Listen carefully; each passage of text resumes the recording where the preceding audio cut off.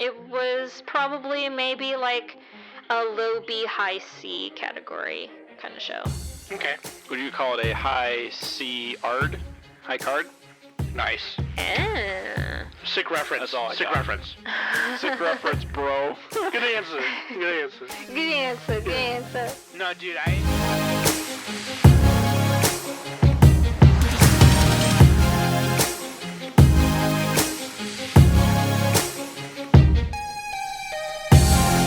Hey everybody, welcome back to the Anime Summit podcast. It's your favorite host of the most, Sam, the Bomb.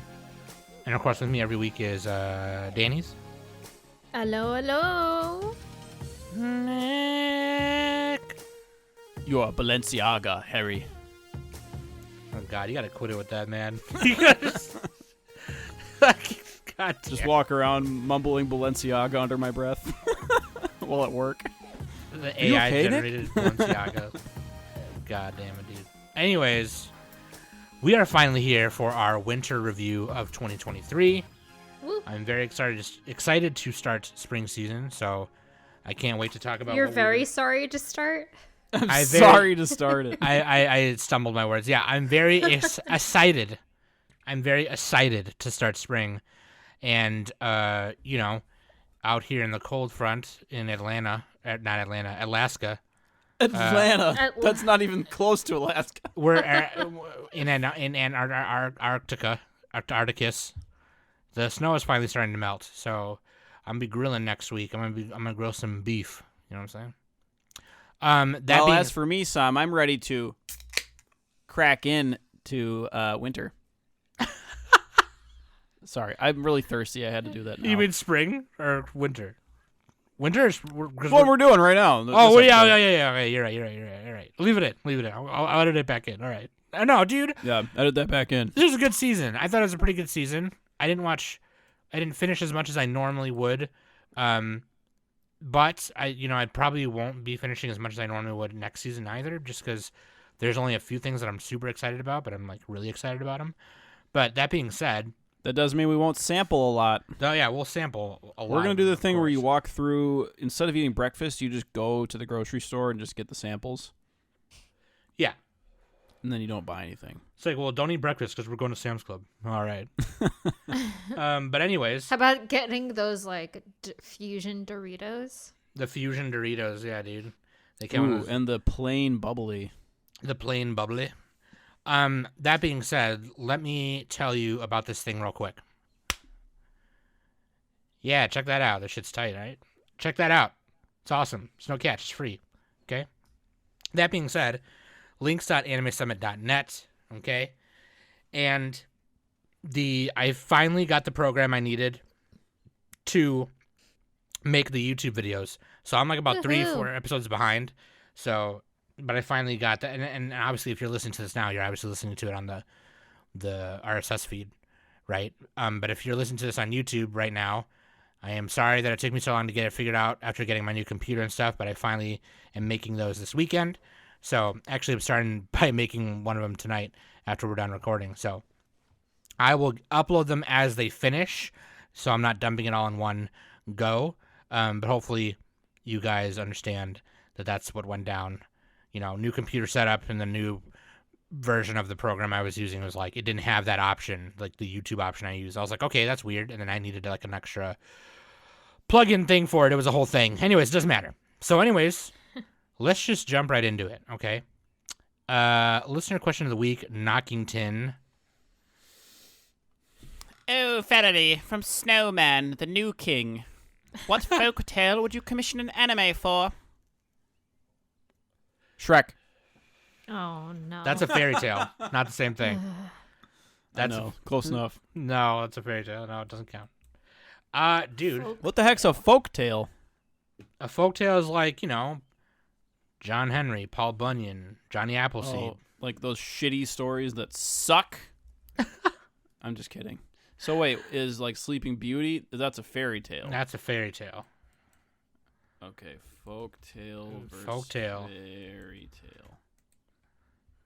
Oral tradition. Fairy. Oh, the only difference is they're written down, pretty much. I guess there's probably more to it, but a folk tale. A folk tale is like a fable. Is it like a fable? Folklore. I think they meant fairy. I'd go Maybe with the Fables, ugly duckling. Let's be honest. Fables kind of suck. Ugly duckling for me. Ugly Duckling is a good one. That's a good one.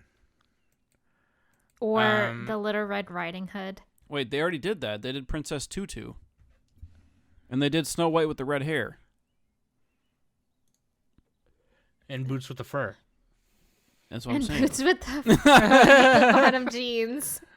Swinging past your knees, big dick playa. Big Dick No, Play. not like Princess Tutu. First of all, that's more of like Princess Tutu is more of like Swan Lake versus the Ugly Okay, Duckling. well, whatever. It's close Swan enough. She's a Lake. duck, though. It's not close enough. Her name was Duck. That's all I know, Danny. Stop grilling me. It'd be I am cool. grilling you. It'd be cool to get a Robin Hood one. Ooh. That'd be Oh, cool. Men in Tights version though. We need. Who Yeah, did make it Was super. Make Mel it super. Brooks? You got to make it super comedic, like Magical Circle Guru or whatever that anime was. Oh hell yeah! I get the Yeah. same people to make it. Yeah, that'd be funny. That'd be hilarious. Toes a toe and a row's a row. Abe Lincoln. Abe Lincoln? Where? No, I said A Blinken. Was Robin Hood before Abe Lincoln too? I think it was. Yeah, it was, but like that's why it's funny. I thought it felt a bit drafty. Like told his house away. They call me Little John. I forgot what he said. He's not that little. Freaking Gingerbread Man would be kind of good, but you'd have to replace Anime it with a waifu, adaptation of The Princess Bride. Oh, I would watch the shit out of that. Oh my though. god. Oh hell yeah! Two Blave. Dude, He's only mostly dead. you've been mostly dead all day. No, dude, Nick. Okay, Nick had this shirt, and it was just Inconceivable. yeah, I it was remember just this like story. yeah, Oh yeah. the Wallace. I forget his name, the actor's name. What But yeah. happened to that one? Dude, I don't know, but you should get that shirt. Yeah, it's such a Nick shirt. Like it's so good. No, dude, that movie's I'm good. gonna yeah. find it and buy it for him. Good answer. Good answer. Good answer. Good answer. Good answer. Nick, wait, did you answer? Oh yeah, Sleeping Beauty, but you gender swap. So it's a sleeping dude. I'd watch and that. he's either a himbo or a pretty boy. I haven't decided. And the chick, she's hot too, but it's like a reverse harem kind of, but it's not a harem. But I don't know. Just reverse it. Just make it, kind of, And then he gets up and he's a himbo. Yeah, I think a himbo works better. Yeah. He gets up and he's a himbob. Yeah, that's what I'm saying, dude. I'd watch the shit out of that. That's a good one. Studio Colorado, get on it. Okay, here we go. Also, gingerbread man, but make it or gingerbread girl though. Make it a waifu, and her gumdrop buttons have to keep falling off so we can see her gingerbreads. Her underneath. Her big ginger Jahubla Haba knockers. That's what I'm saying. All You'll right. never look at cookies the same again. All right, Danny, waifu and husbando. Let's go. Waifu is Mahiro Oyama from Onimai. Yeah. And husbando is Junichiro Kubota from Tomo-chan is a Girl. Tomo-chan is Grill. The two gender identity crisis anime. Yeah. Get waifu and husbando spots. I'm down with that. Yeah, Do dude. you think Japan makes these to just cater to us? They probably have these things too in Japan. Oh, yeah. Yeah, probably. The Japanese are all straight. That's They're how all it works. I'm just straight. kidding. It's just a coldly calculating capitalist move. Dude, Winter Review 2023. Okay, let's go. Let's dive into it. Of course, we're just looking at the malice, and we're going to work our way down, and obviously skip the ones that we didn't finish or watch, but we're going to talk about the ones we did watch, okay? And I just want to start off, because the first one is Vinland Saga Season 2. Me and Nick were watching this, but, it's going into spring, so we're going to finish it and talk about it then. So, but yeah, Vinland Saga This 2. is so good, dude. People are like, I'm salty that I couldn't keep watching it because I ran out of time. I had to watch other stuff. and that's okay because again, it's going into spring. But it was funny because I remember a lot of people who are manga readers were like, oh man, half of the manga readers were like, oh, the farm arc is so boring, and then the other half of the readers were like, dude, the farm arc is so good. And then it turned out to be sick. So, Well, oh God, was it on Trash Taste? They were talking about it, and the guy who made Vinland Saga wanted to make it because he wanted to show why violence was bad, but he made the violence too cool. Like, wow, this is awesome. This is awesome. So yeah, the farm arc, people are like, I want to see more of that crazy shit, but it's a slowdown. So yeah. You want to just see Torkel wreck 15 people at one time? I too want to see that. I see some flashbacks of him doing that. Yeah. I watched a couple episodes and I calculated, and I'm like, I don't have time to finish this. I need to move on. So, Right. yeah. No, it's okay. We'll talk about it next season. I'm hyped. And so no one watched Misfit of Demon Academy 2, right? I think Danny was watching it, but is not watching it. I dropped that. It had a lower score too. Like the first season had a higher score, so that's how you know it didn't do good. Maybe it just wasn't as good, Danny, or I mean, I'm guessing it wasn't. I didn't get past like the first episode. Like I watched a little bit of it, and I just went, I mean, this is kind of like the same premise as the first season. So sure. Well, the first season was funnier. That's the thing. That's the difference. I don't know. Like this kind of like isekai Magic Academy. It's just not. It's not my bag. Like I'm sorry. I don't really care for. Danny, we found this book in your luggage that says, "That is my bag, baby." Anyway. That is my bag. Sorry, I had to make an Austin Powers. I only make early 2000s I swear references. it's not mine. Anyway, yeah, super overpowered like main character, like super confident. So like, give me more stakes. I want them to struggle. Yeah. And it's. I want them to bleed. Not for me. So, Right. All right, we got to move on. Tomo-chan is a grill. Tomo-chan wa Ononoko.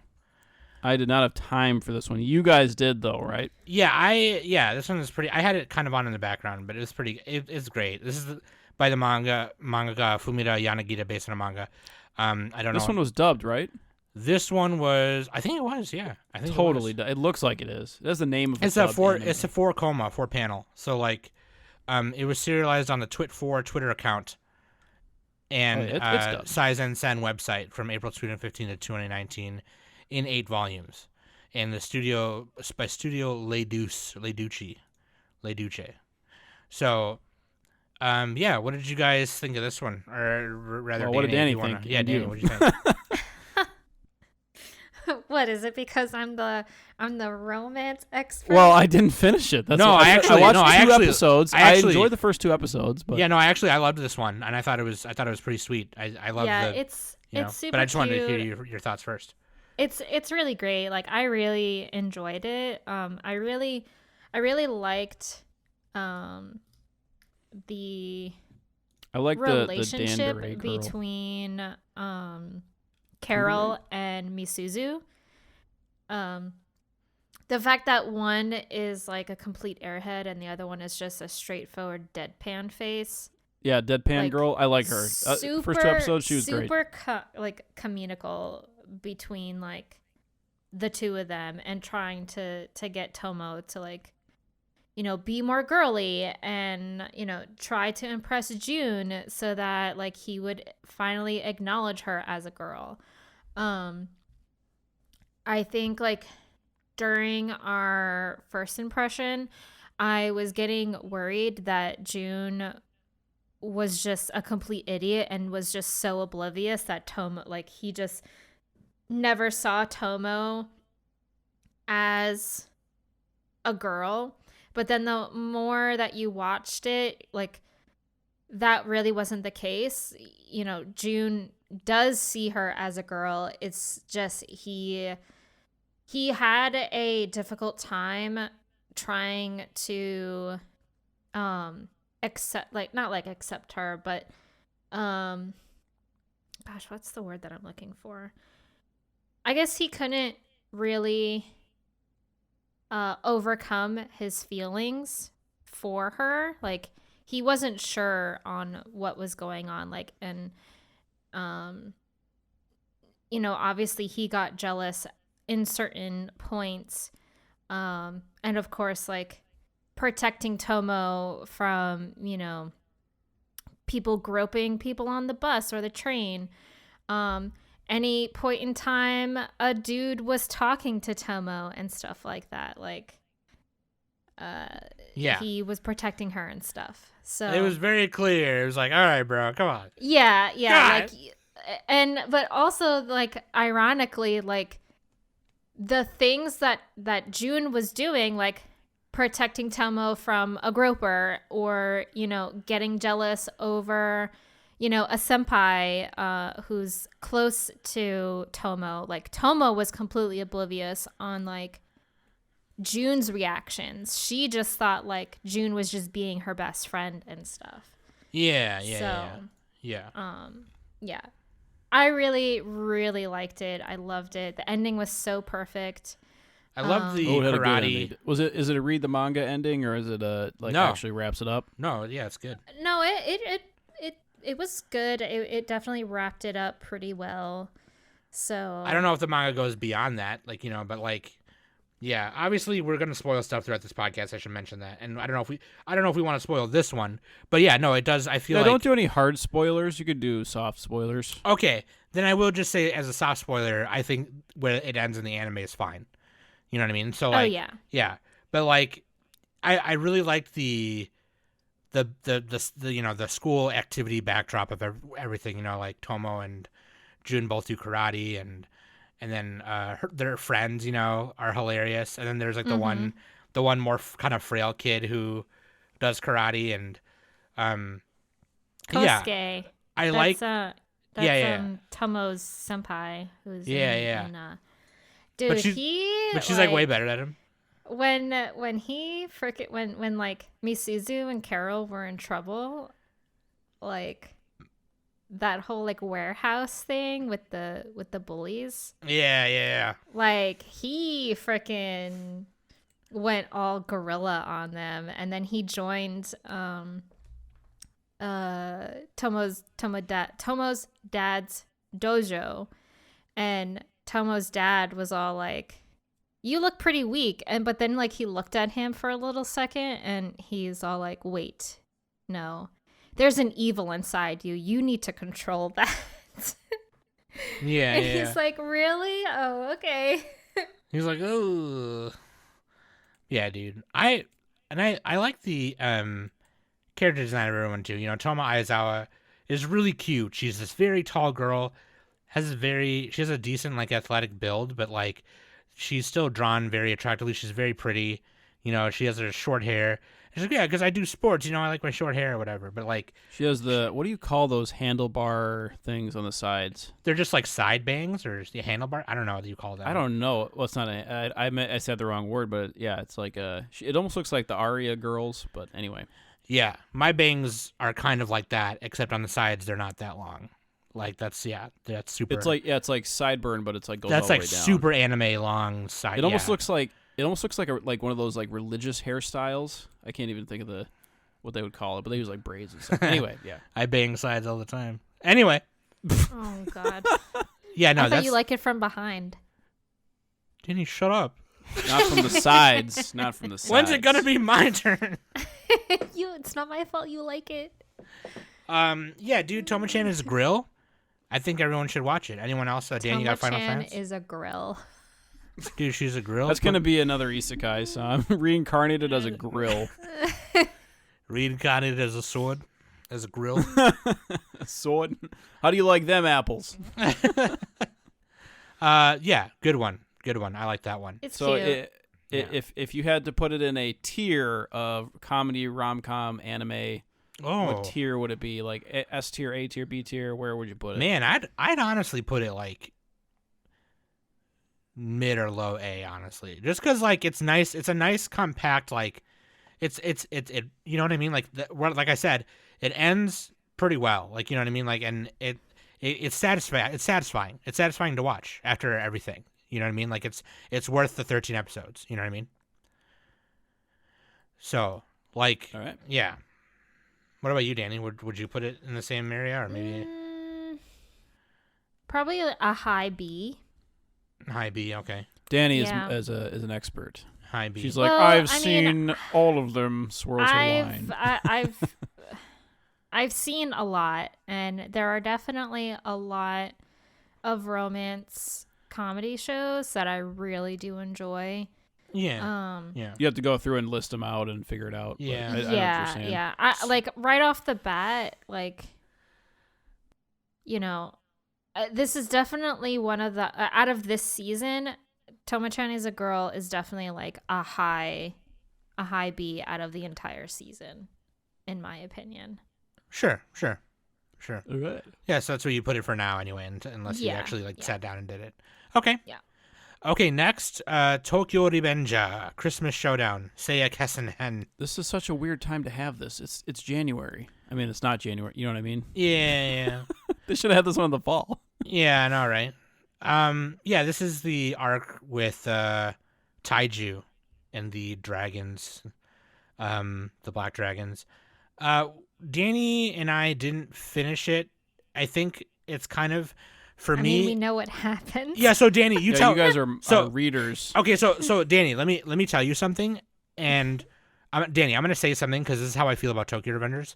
Yeah. And you tell me if you That feel show sucked. You tell me if you feel the same. Okay. So after waiting for 15 years for Attack on Titan to come back, I started reading the manga, and then I finished the manga as it finished. Right. So. So you're less. So hyped. when it comes to the Attack on Titan anime, I'm literally just going back and watching the parts I want to see. Mm-hmm. And some people might find that insulting, and I understand. But I don't want to spend when I'm watching so many other things, I don't want to spend my time watching it when I know what happens. Right. So, at this point, the battles and stuff. Yeah. there has been moments. Yeah, exactly. Yeah, exactly, Nick. And there has been times where I think for Attack on Titan season 3, I actually did watch most of it, when I was drawing in the background or something, And then for these final seasons, I've just been watching the high points. I may go back when we do our Attack on Titan review with me and Nick do it. I may go back and watch it. But because as it currently airs, I'm not watching it because I know what happens. Do you feel that way about TR? A little bit. And he's like, no, God no. I want to say it's more 50-50 for me. Okay, because for me it's like 40-60. Because but yeah, go ahead. The reason why is because I do enjoy seeing the decisions that animators make versus what mangaka decide. Sure, how they gonna handle this part? How they gonna handle this part? What kind of music are they going to use? Who are gonna voice these characters? That's pretty much what goes on in my head. That happened to me when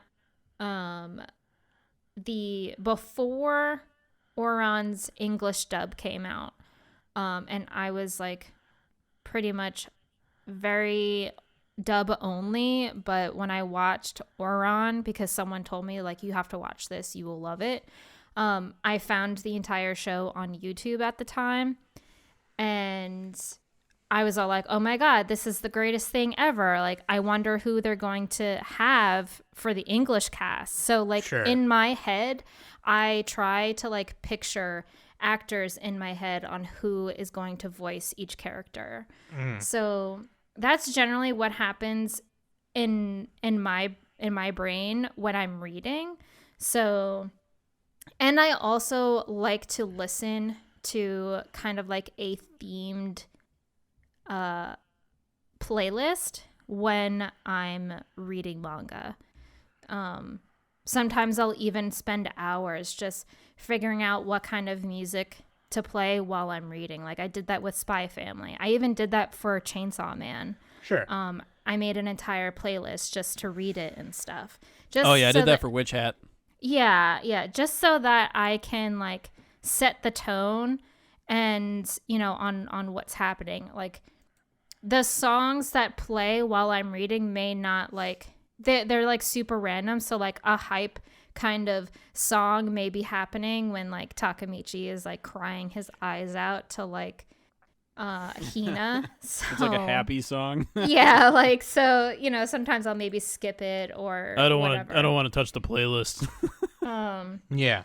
Yeah, but most of the time I'll just like let it play. So with Tokyo Revengers, yes, I am enjoying watching it and just seeing how they animate things. I will say the animation and like the censorship for the second season is definitely 10 times better than the first season, I will say. But like I am kind of a little lacklustered with it. I feel it's a little bit underwhelming for me. Because I feel like not that these boys are not hot or anything like that. They are very attractive. Like when I was reading Danny, they're 14. I know that, but they like, shouldn't be 14. They look like they're 20. They don't even look like they're 14. They look like they're freaking in high school. I wish anime wouldn't do that. I know it's because it's a shonen, but it's like yeah. Yeah. Can't they just age them up a little bit? Yeah.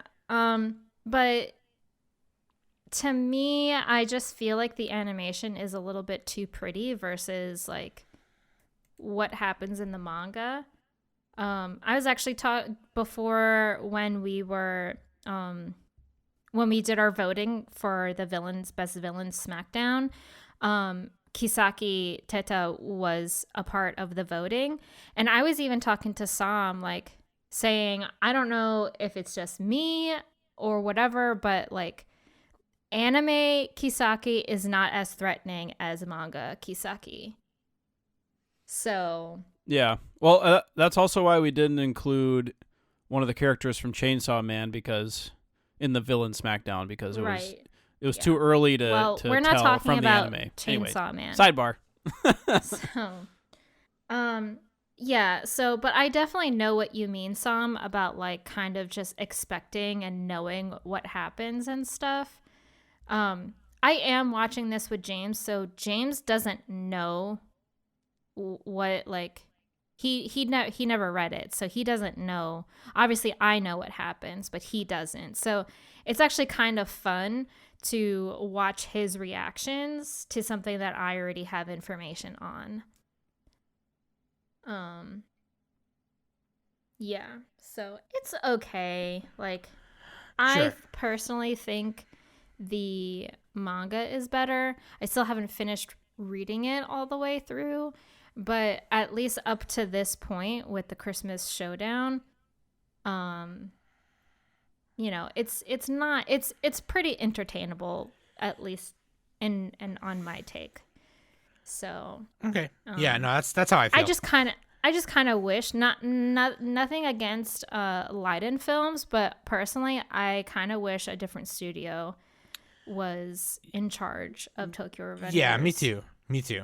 Yep, me too. So like, I know Leiden Films like they do some solid stuff, but I don't know. Personally, I think someone a studio who specializes in shonen should have grabbed it.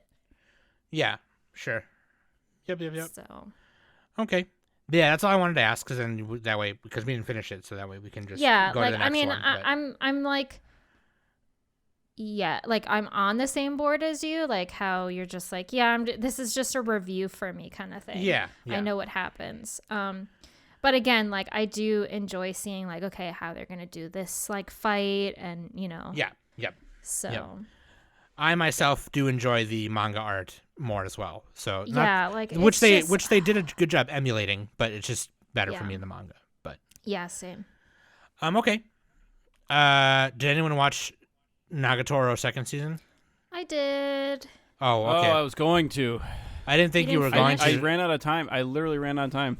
I only finished. I don't want to out myself, but I only finished 5 this season, which is like one of my lowest. In Nick's defense, he was attempting to finish like 12 at a time. So, But I mean, and some of them got delayed. Like Nier and Kubo-chan got delayed. Yeah.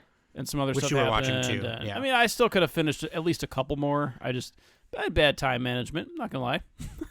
That's okay. I mean, we're covering a lot between the three of us, so yeah.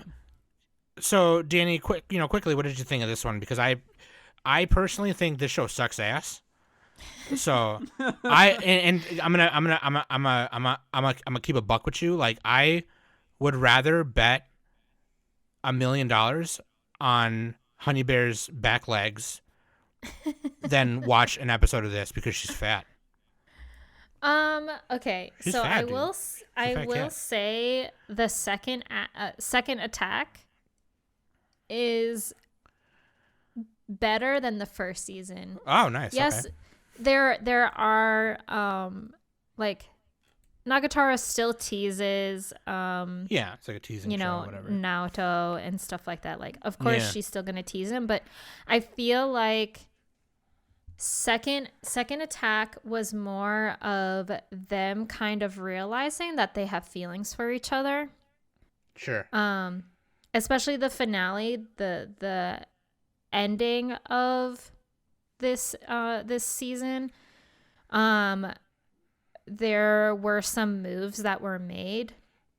Nothing like too drastic, like there was no kissing or anything like that. It was just very rated G kind of thing. But yeah, this was definitely more developing their relationship towards each other, and Naoto kind of realizing that he does like have a crush on Nagatoro. She was sick at some point, and he went to go visit her at her house, and Naoto just came across her big sister and literally spitting image of her, except not tanned skin. She kind of has the same personality as Nagatoro, so it was pretty funny kind of seeing like a doppelganger version, an older version of Nagatoro, just teasing Naoto and stuff. So that was really cute. Naoto also ditched his glasses and started wearing contacts, so he looks good looking now, like close to the end of the show. So Nice. yeah, and the funny thing is, like, when he gets all tense and nervous, he'll push up his glasses. So now that like he's wearing contacts, out of force of habit, he'll just like push the brim of his nose to push his glasses up. It's such a force of habit kind of thing. It's really funny. So Okay, so you liked it more than the yeah, first season. I enjoyed it. I was, like I said, I was glad that you know, there wasn't too much teasing. So I like, once I finally get the chance, like once more episodes come out, I really want to start Kubo back up, because I really liked that one a lot more. Like as a teasing show. Yeah, she's kind of the Ara version of Yeah. Nagatoro. Yeah. Okay.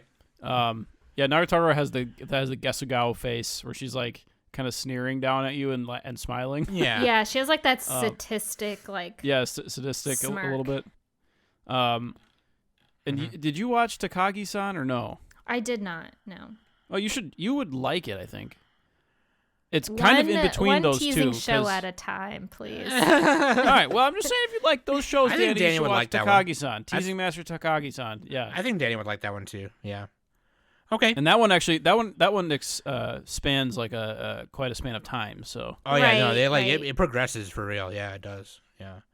But I think And they have 5 heads. They have 6 heads. so it sounds like from what Danny's saying that this second season of Nagatoro, you know, they're progressing pretty decently too. Like obviously the main character is progressing in his own right and stuff like that. Yeah, it's super cute. You know, Naoto's senpai, the one that likes to just strip down nude. She like graduates, but then all of a sudden, her cousin, is a freshman now, a first year, and she also has the same tendency as the president of the art club to just take off her clothes and just be nude. Right.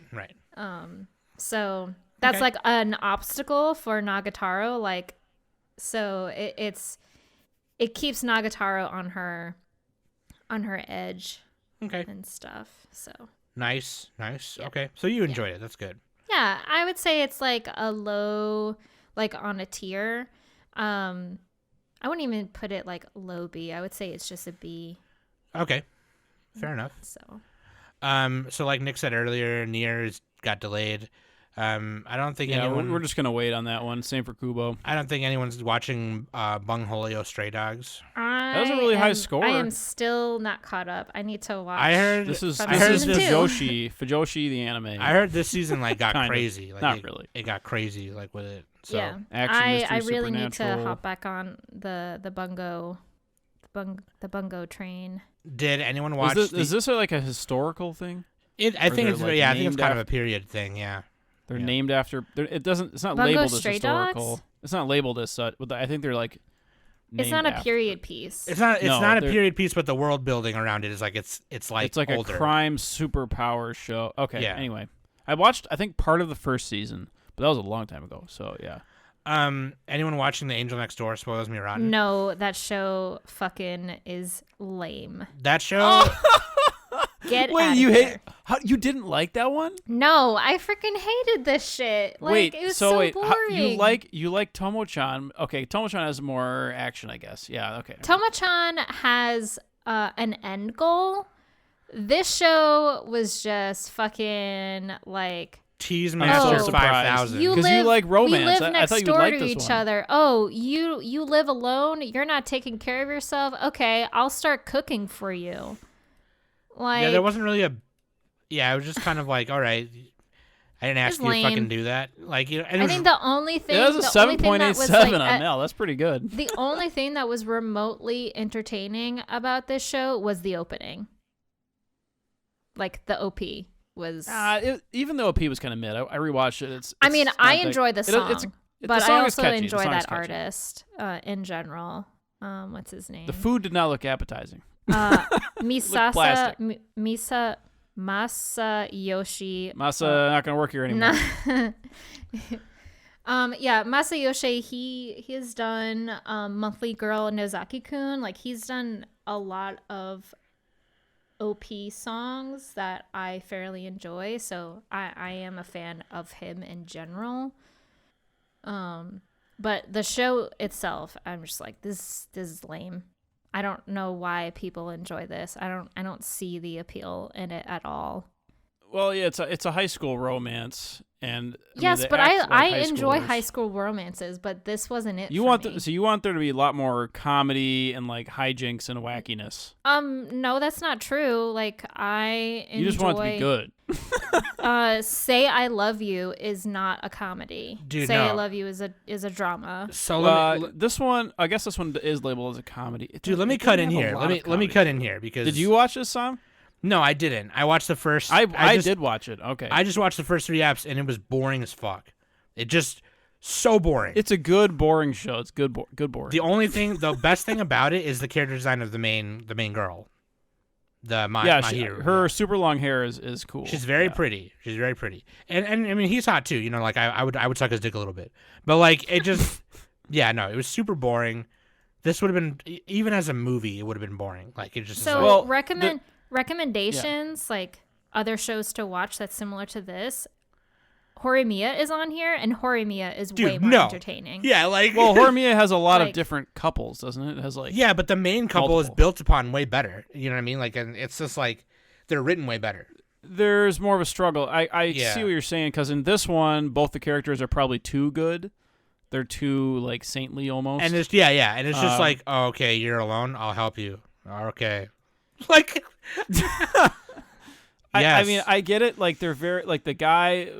The thing is, the whole gist of the show is the girl is like so pretty and everybody's like afraid to talk. She's kind of like Comey a little bit. yeah, but they didn't expand upon that very well. It's not as funny as Comey. Yeah. Exactly. Yeah. Yeah. So they didn't expand on a lot of stuff. I think it had some good moments Sure, in the show. I think the ending was pretty good, but like sure.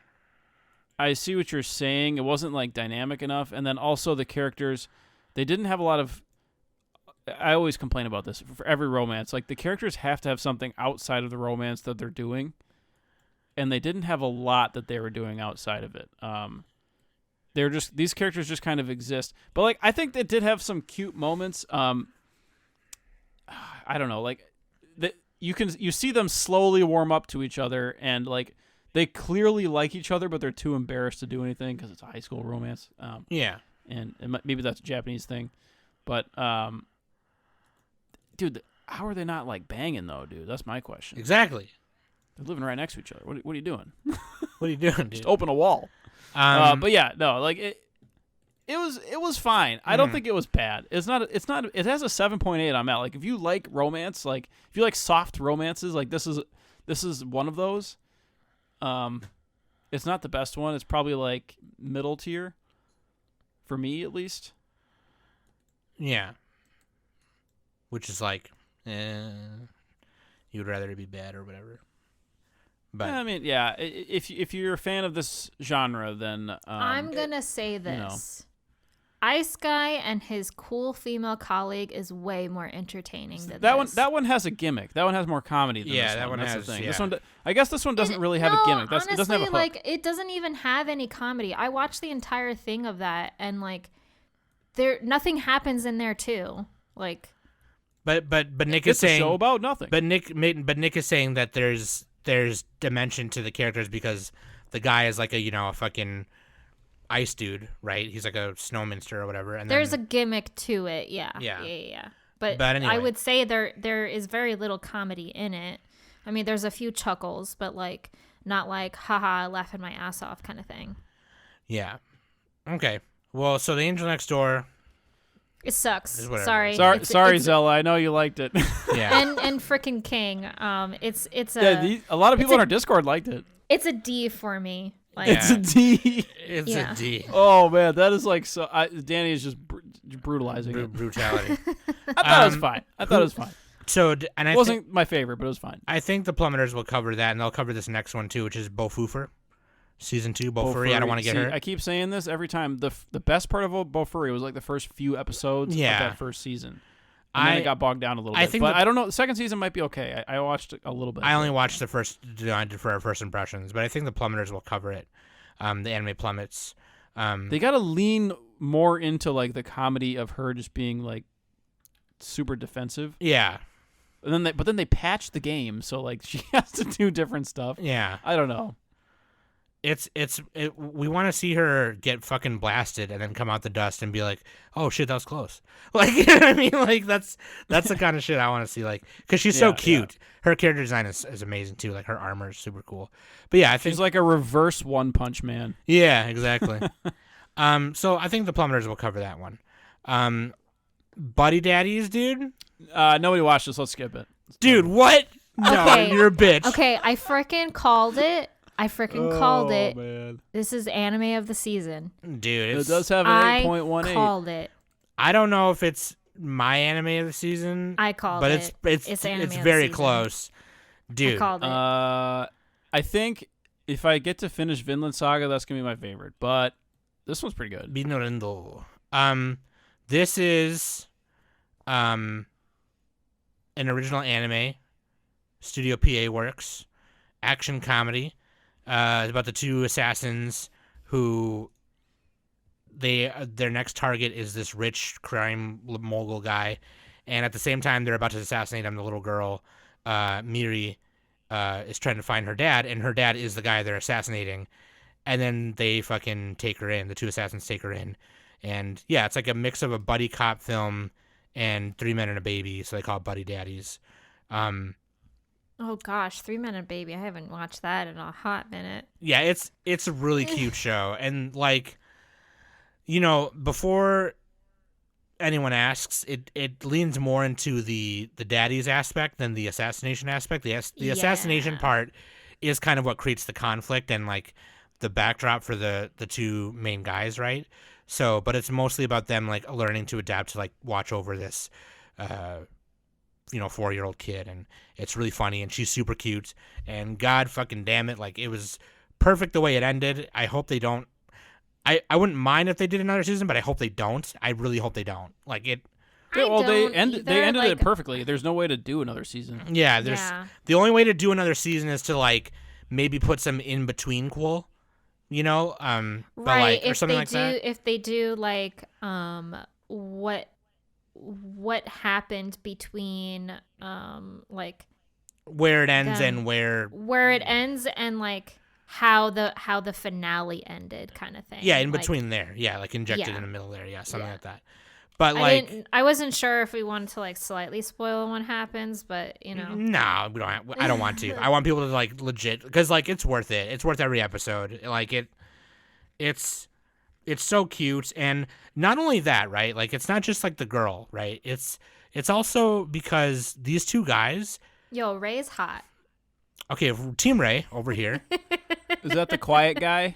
Quiet Yeah, video that's game. Oh yeah, the That's suit guy. The quiet. You don't like the never wants Genki? to You don't leave like the video mother game. Mother Kazuki? Papa Kazuki, dude. I No, fucking he's the mother. yeah. No, it would have been funny if she called him, because she calls him both Mama. Papa. Yeah. But it would have been funny It if he called really her would Mama have been Kazuki. funny. Yeah, Mama Kazuki. Yeah. He's urban Papa. He's urban Papa, dude. No, it's like, so both of these guys have pretty traumatic pasts, and they do a pretty good job of using minimal flashbacks to tell like what happened to them. Mm-hmm. It doesn't take up the whole show because they want to focus on the now, obviously, right? And they still do a good job of like doing show don't tell and not taking up so much time about what happened to them and stuff.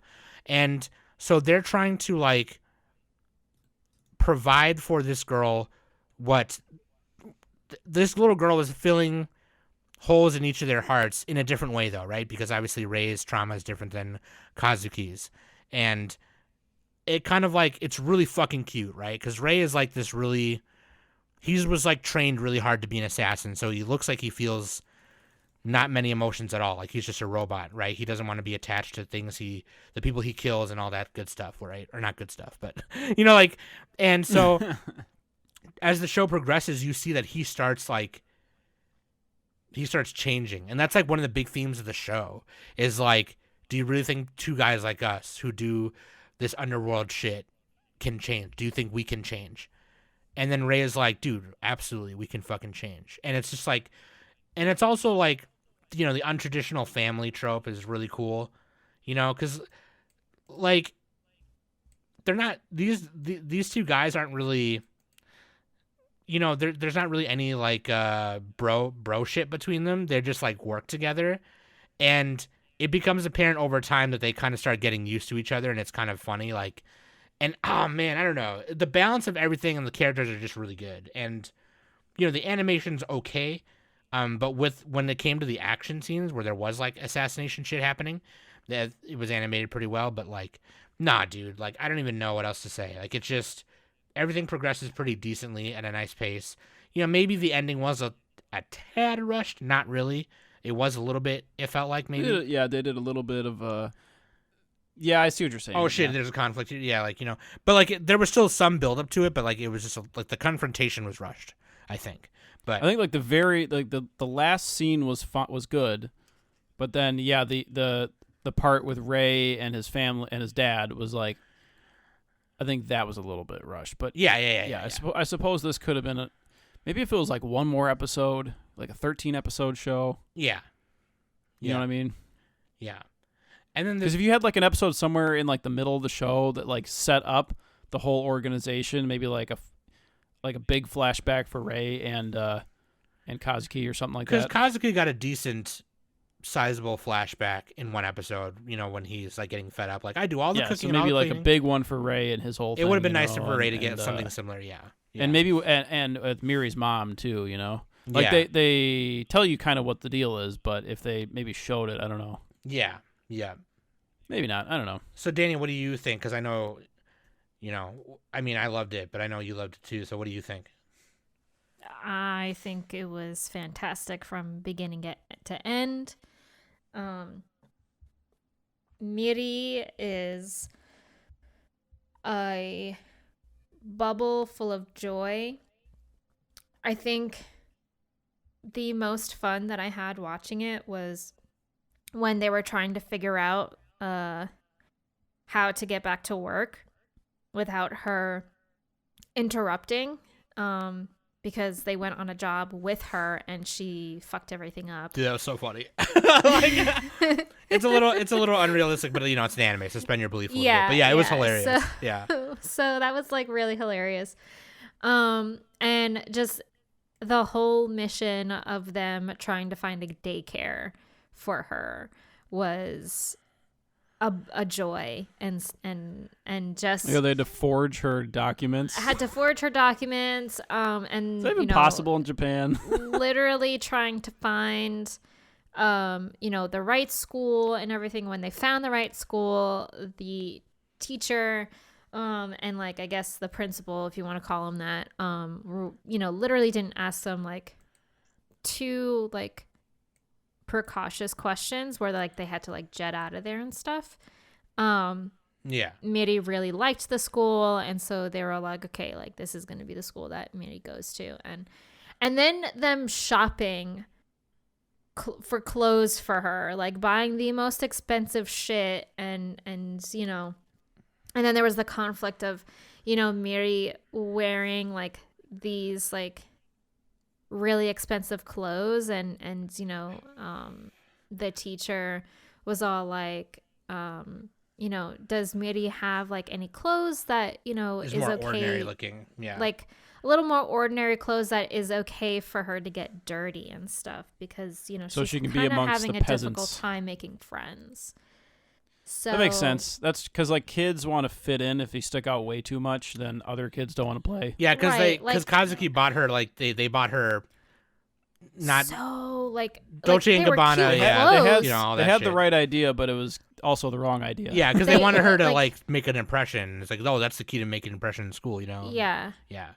But then nobody would play with her because so- they thought she was snooty or whatever, like a snooty kid or something. Another favorite part of mine was the sports little The little festival field day. that they had. Yeah.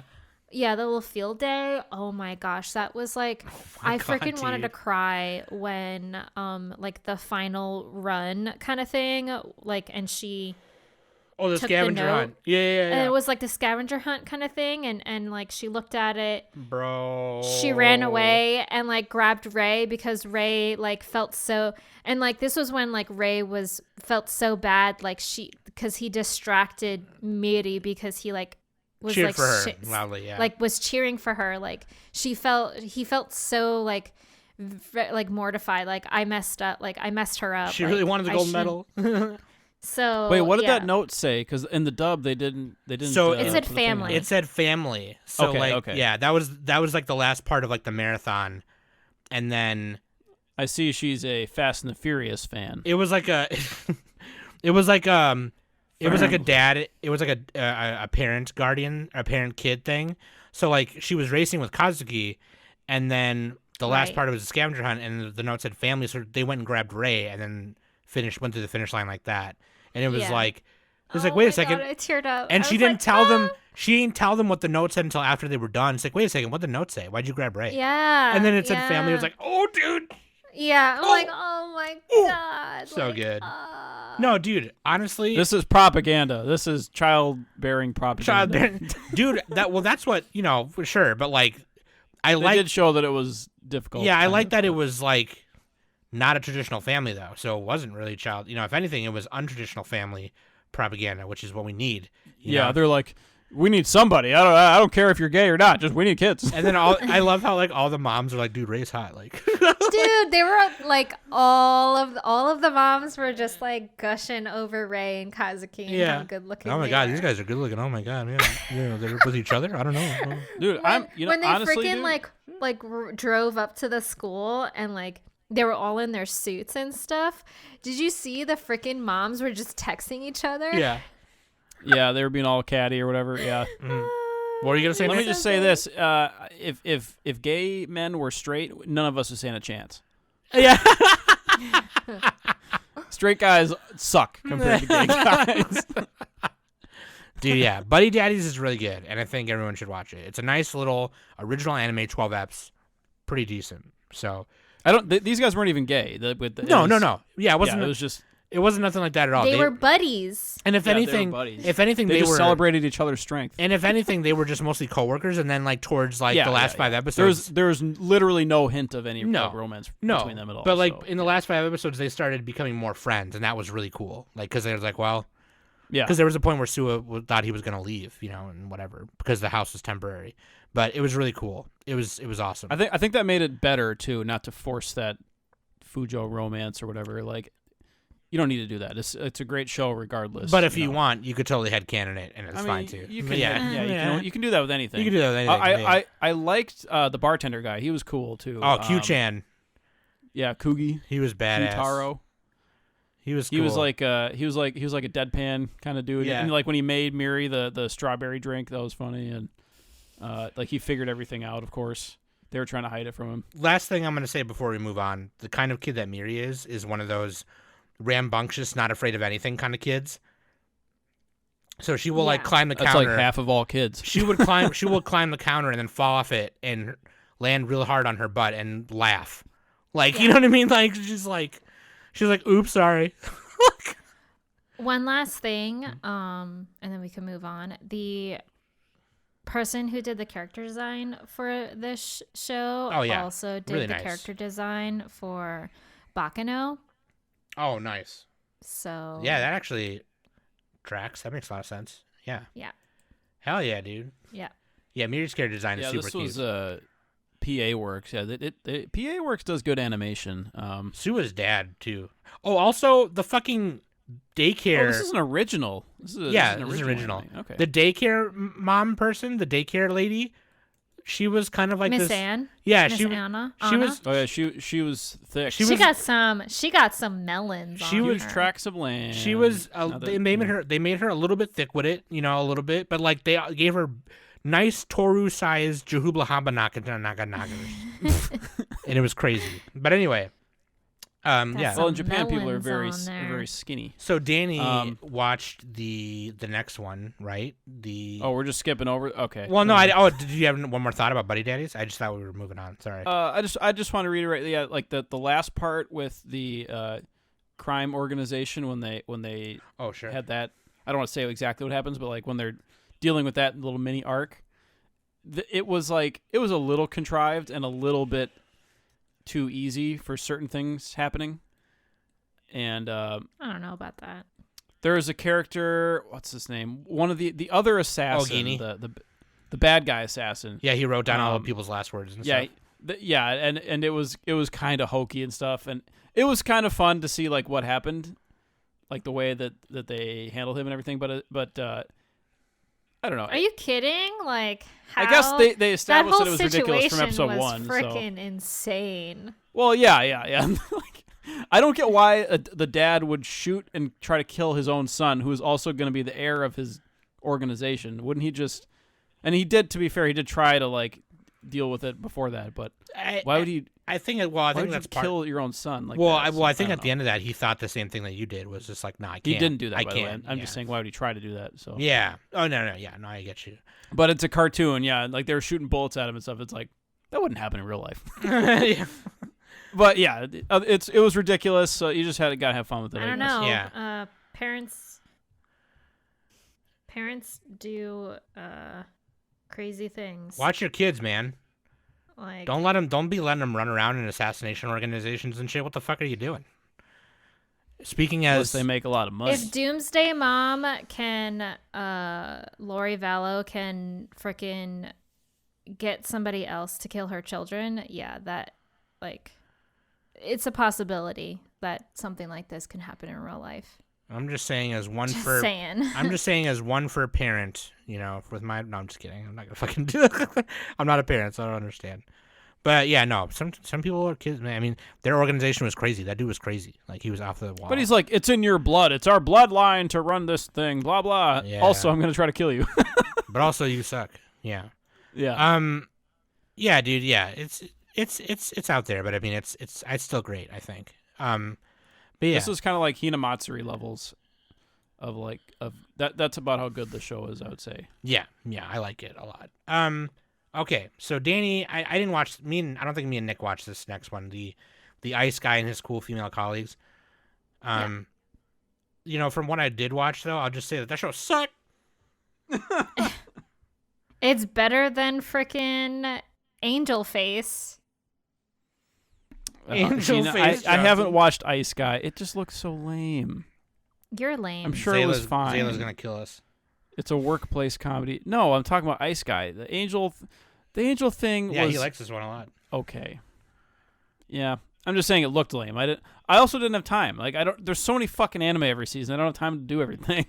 So. Fucking Nick just got heated, and he was like, "So many I'm fucking picking anime." sides. I didn't have time, and therefore it's bad. I'm just saying do I you think of that? watch more shows than you, so I think it is possible.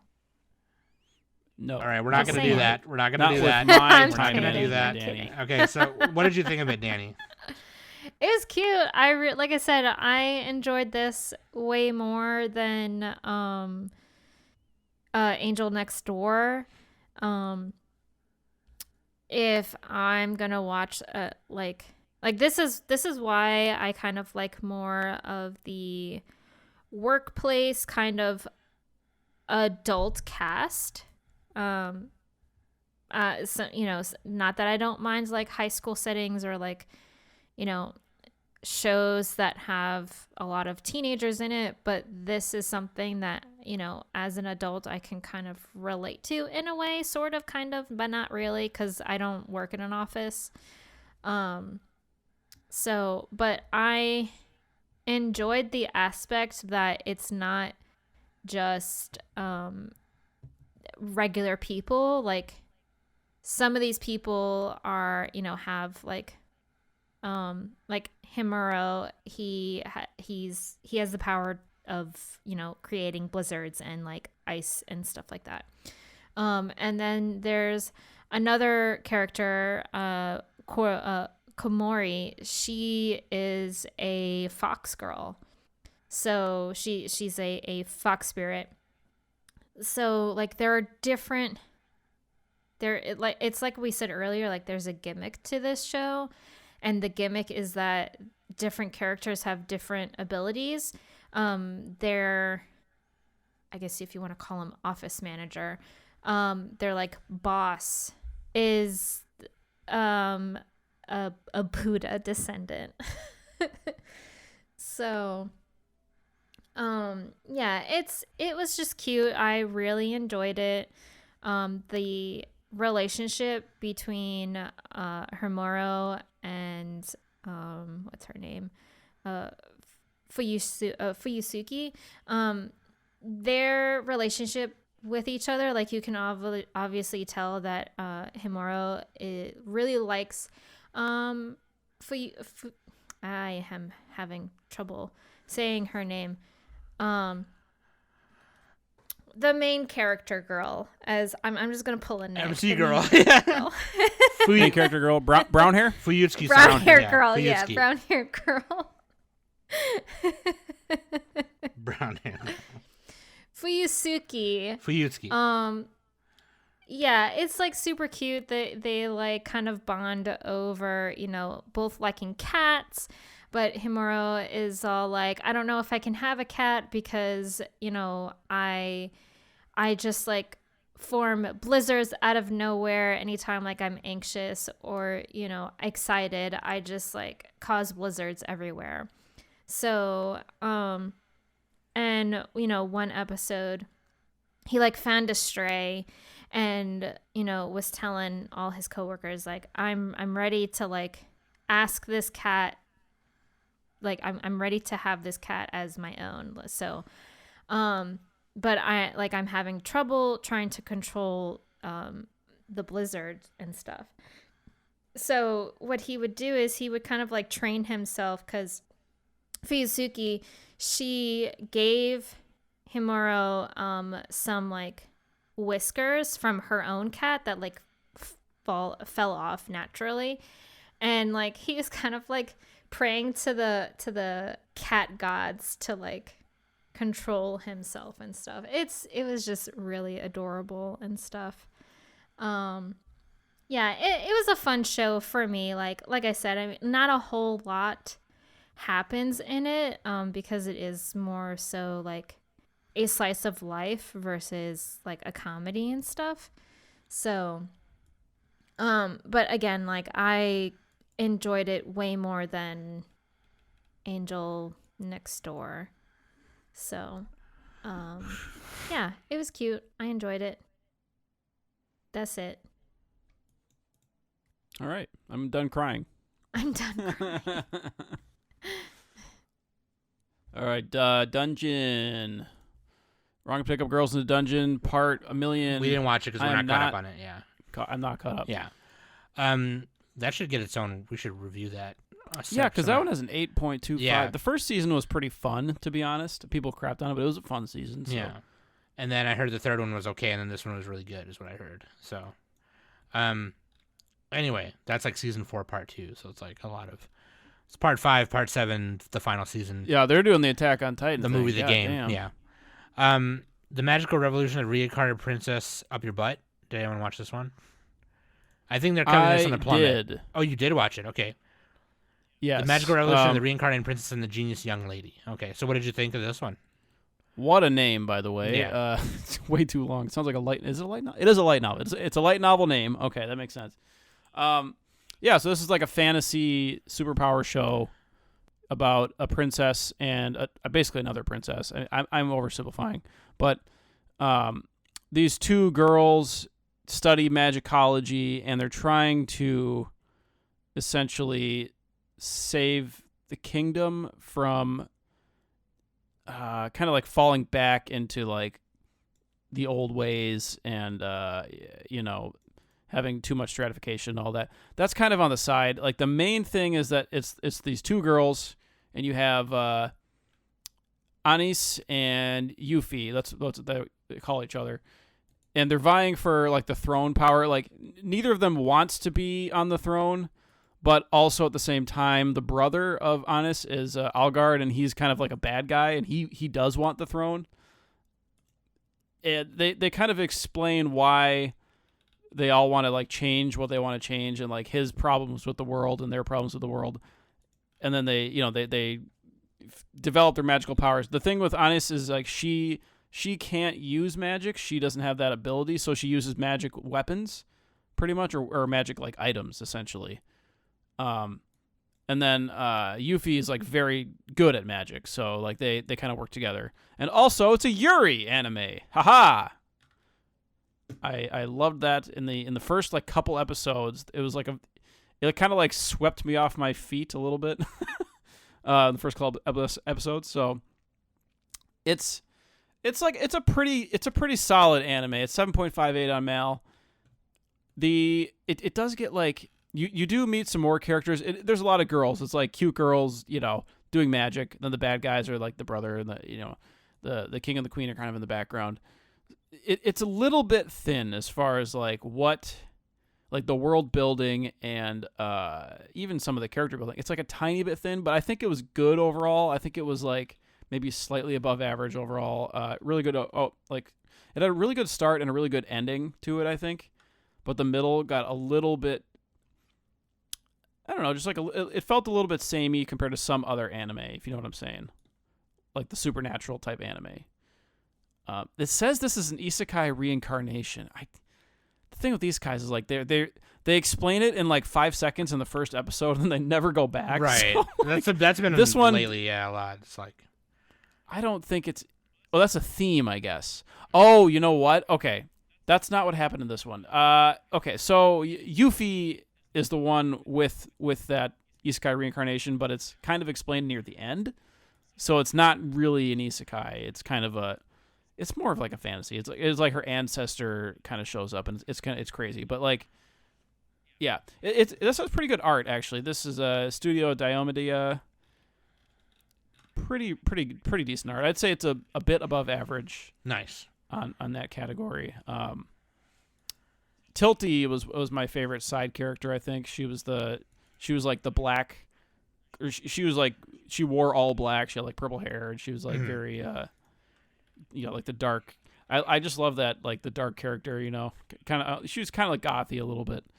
Then you had the maid and you had the vampire girl. But yeah, it was okay. It was okay. I think I'd give it like a 6 out of 10, maybe something like that. Maybe a 5 or 6 out of 10. But it was like a solid one. It was fine. Like if you enjoy fantasy type shows, you'll like this. And actually, this one does remind me a little bit of Lycra's Recoil. Okay. That was I would say Lycra's Recoil is better than this overall, sure. But not a lot better. I think. Yeah, A1 Pictures. You're saying like the dynamic between like the two like main. Yeah, the two main girls. You got the hot and the cold, pretty much. Yeah, and good cop, Anis is hot, and then Yuffie's cold, right? Sure. So that's you always got to have that. But like, yeah, the romance. It's like they had like that romance in the beginning, and then they had it at the end. They didn't do a ton in the middle. The middle sagged a little bit, I think, and that's true for most. I'd say for most anime, that's true. Like they know where they want to start and where they want to end, But anyway, yeah, this was fine. This is good. It was decent. Nice. Okay. Campfire cooking in another world and my absurd skill. I don't think that is a high 7.7. Yeah, I think they're covering that on the plummet too, but we're not. I didn't watch this one. I kind of want to watch that a little bit. Yeah, you should if you want. Like, and the farming isekai, I didn't get to finish that one either. Yeah. Kubo won't let me be invisible again. That got delayed. So, reincarnation of the strongest exorcist in another world. Dude, this whole chunk is isekai. Yeah, holy shit. Yeah, I don't know. I don't think we watched that. I think Mike might be watching it in the plummet, but. Look, I'm sure some of these shows are fine, but like we don't have time. Like, yeah. There's a lot. Inspector 2. Who watched this one? Me. Oh, okay. What did you think? I know that Arcada Glass Reflection does not like this show, and it's funny. What did you think compared to? I was watching his YouTube videos on it. Compared to the first season. Season 1. Yeah. It had a strong beginning, but it had a very weak ending. I was very underwhelmed by the ending, and there was a story that was being told within the show. It was like a murder within like a family. A husband was wishing that his wife was dead, and then a Yoko just came along, was all like, well, I'll do it, only in return if you do this kind of thing. So, and he got older, and like after his wife died, like the company that he was running started doing really well. His kids went off to do their own things because while his wife was alive, his wife wanted her eldest son to be the heir of the company, but her eldest son didn't want to. His eldest son wanted to be a chef, and it was all this other things, and she tried to like get her daughter to break up with her boyfriend. So like a lot of things were happening within this one family, and now that this husband was older, he wanted the main character, I can't even pronounce her freaking name. He wanted her to kind of like get all of his children together and like see if his kids could solve how his wife died. But he didn't want his children to rely that like supernatural exists, so he kind of wanted her to make up a situation on how his wife died, instead of like, telling his kids like, oh yeah, so by the way, I wished for your mother dead, but I didn't physically do it. I had a fox spirit do it for me, kind of thing. So yeah, so that whole scenario, I mean, in itself, that whole story sounds really interesting, and it was, but it lasted for like 4 episodes, and personally, I don't think it needed to be 4 episodes long. Like, I think they could have shaved off a lot from that story and probably could have done maybe 3 episodes or maybe even 2. Yeah, and then after that whole story, the very last episode was like a super random story, and that was the end.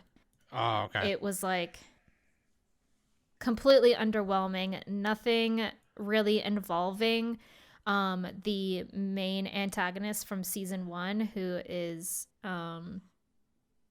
Rika. And we only saw Rika maybe one time throughout the entire episodes of season 2. So it was like I don't know what's going on here. These are just random stories that probably could have just been shorter. Like they could have been shorts. So I was a little disappointed because even though season 1 was like a lot of dialogue, and this season definitely had a lot of dialogue too. But the first story that season 2 had was really, really strong. I really enjoyed that story in particular. So I thought I was going to get more kind of like action and stuff. Sure. But instead it was just a little lackluster, and the ending was very, very underwhelming. So it was a little disappointing. So yeah. Let's talk about Trigun. You like Hyoka, right? That one's not. Yeah, like this Hyoka, is it? the Hyoka.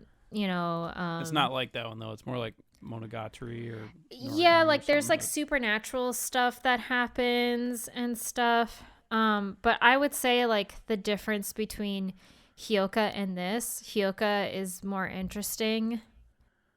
And like the mystery solving, I would say, is a little bit more intriguing. So, whereas this like is just like a lot of dialogue and a lot of, okay, why did this have to be 4 episodes long kind of thing. Yeah, that makes sense. So, because typically like a lot of these stories, at least in this show, one story usually lasts about maybe 2 episodes. Yeah, like little mini mysteries. Yeah. So they were pretty episodic, but also I'm just so like, why? So, yeah. Let's talk about Trigun though, because I don't think any of us watched. Nobody watched Trigun. Yeah, we skipped Trigun. It sucks. I'm just kidding. We all watched Trigun, right? Sam? Heck yeah. I think Sam's muted. Yep, yes. yep. We did. We all watched this one. Yep. I'm gonna say Sam's answer. Oh, yeah.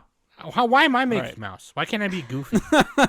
Everybody's Mickey Mouse. No, Danny's Mickey. I'm Goofy. Oh yeah, you're here. Goofy. Yeah. Gosh. No, dude. Yeah, we all watched this one. Studio Orange, remake of the. They did Beastars. They did a bunch of. Did they Land of Lustrous? I don't know. I believe some of They the staff did do from Land of the Lustrous. Yeah. Mostly same staff as Beastars as well. But Wait, did they? Yes. Oh yeah, they did. Okay. Yeah. This is based on the manga by Yasuhiro Naito. It's 3 volumes. But this is not. It's based on the manga, right? But it's not the same story, right? No. I heard no. that they changed a lot. Yeah, I mean the original manga was 3 volumes, so I think the original anime even went beyond that as well. So like, there's no one-to-one manga translation, which is there's kind of also funny. Trigun Maximum, which was 14 There's volumes. Trigun Maximum, Yeah. and then there's Trigun Multiple Bullets. It's rebuild of Trigun. That's what this Pretty is. much, yeah. Kind of, a little bit. Multiple Bullets, I believe, is like the side story. It's kind of like an anthology of stories.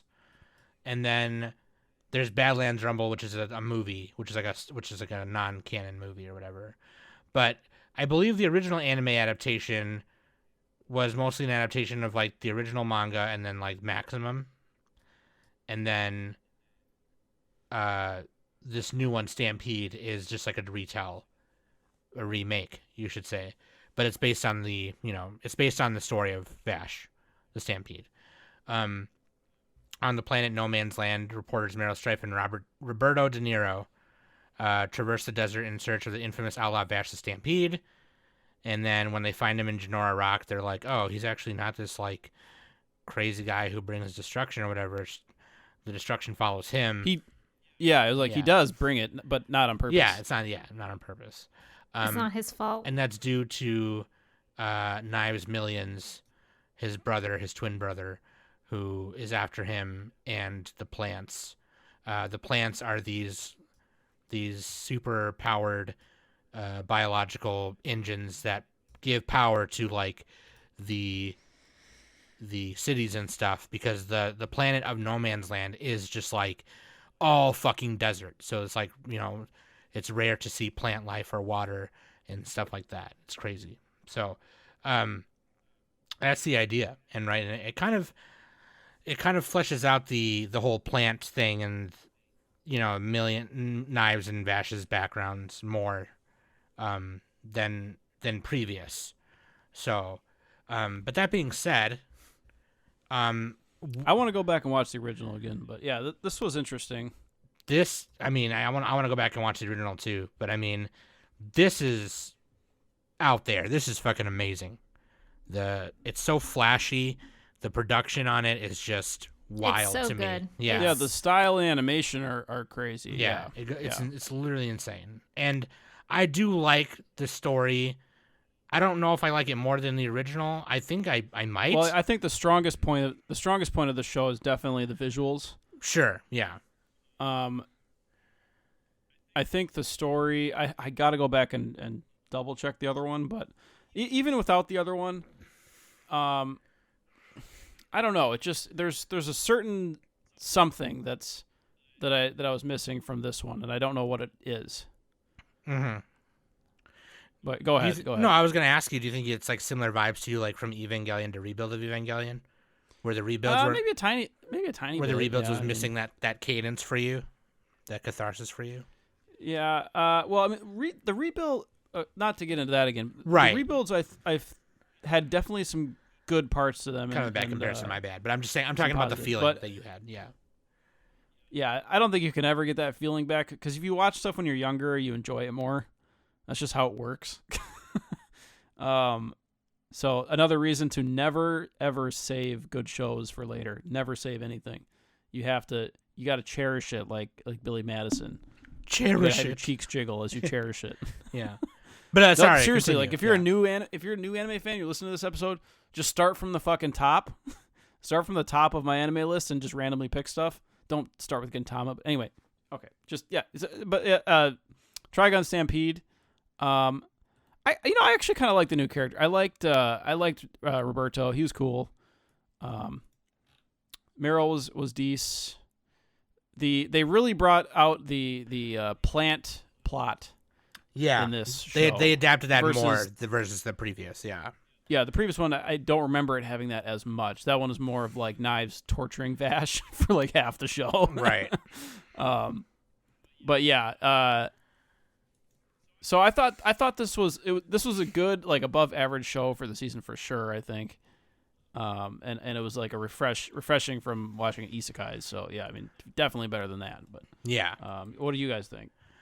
I mean, I thought it was fucking badass, dude. It was super cool. I don't know if it's really, and like, again, that was a bad example, right? Because the rebuilds of Evangelion are part of like the original Evangelion or whatever, but like, yeah, no, I was joking. It's not really a Trigun rebuild, but it's kind of. But no, that's yeah. I because they're gonna find Millie in the next season. Yeah, that was a bad example, but like for me to bring up, but like I was just I don't recall the original too much, so I have to rewatch it. But like, and maybe we can do a review on it. But like, playing on the podcast, everyone take a shot, bitch. But like, I really did love the way this story unfolded and how they kind of went more deeper. This is definitely more for like the newer anime fan who's into the newer stuff and can't watch the old stuff, which those kind of anime fans definitely exist, and that's okay. Yeah, that's sad. Maybe they're missing out a little bit. It's but okay, but it's also kind of sad. Yeah, like you're missing out a little bit. But like, I mean, there's a lot of bad old shows. Don't get me wrong, but like the good ones are good. Like Love Hina. So, yeah. But like, yeah. But like, I loved Icon. I loved going back into Wolfwood's background and the way that happened, and Nick already kind of said it, but like, yeah, without spoiling too much, and this is more of a soft spoiler, but like Millie Thompson was, a lot of people were like, man, we miss Millie. Millie was so cool, and she's gonna be like, she was hinted at the end of this one, so like, yeah, I'm excited for that because I really do love the character designs. I love the revitalized look of all the characters that we love from the original. Looks really fucking cool. I do love the way how we see Vash get his red jacket. And it's not a red trench coat, like the original was, but like it's just like a big, I guess you could say like workman's varsity kind of jacket or whatever, but like with a huge collar.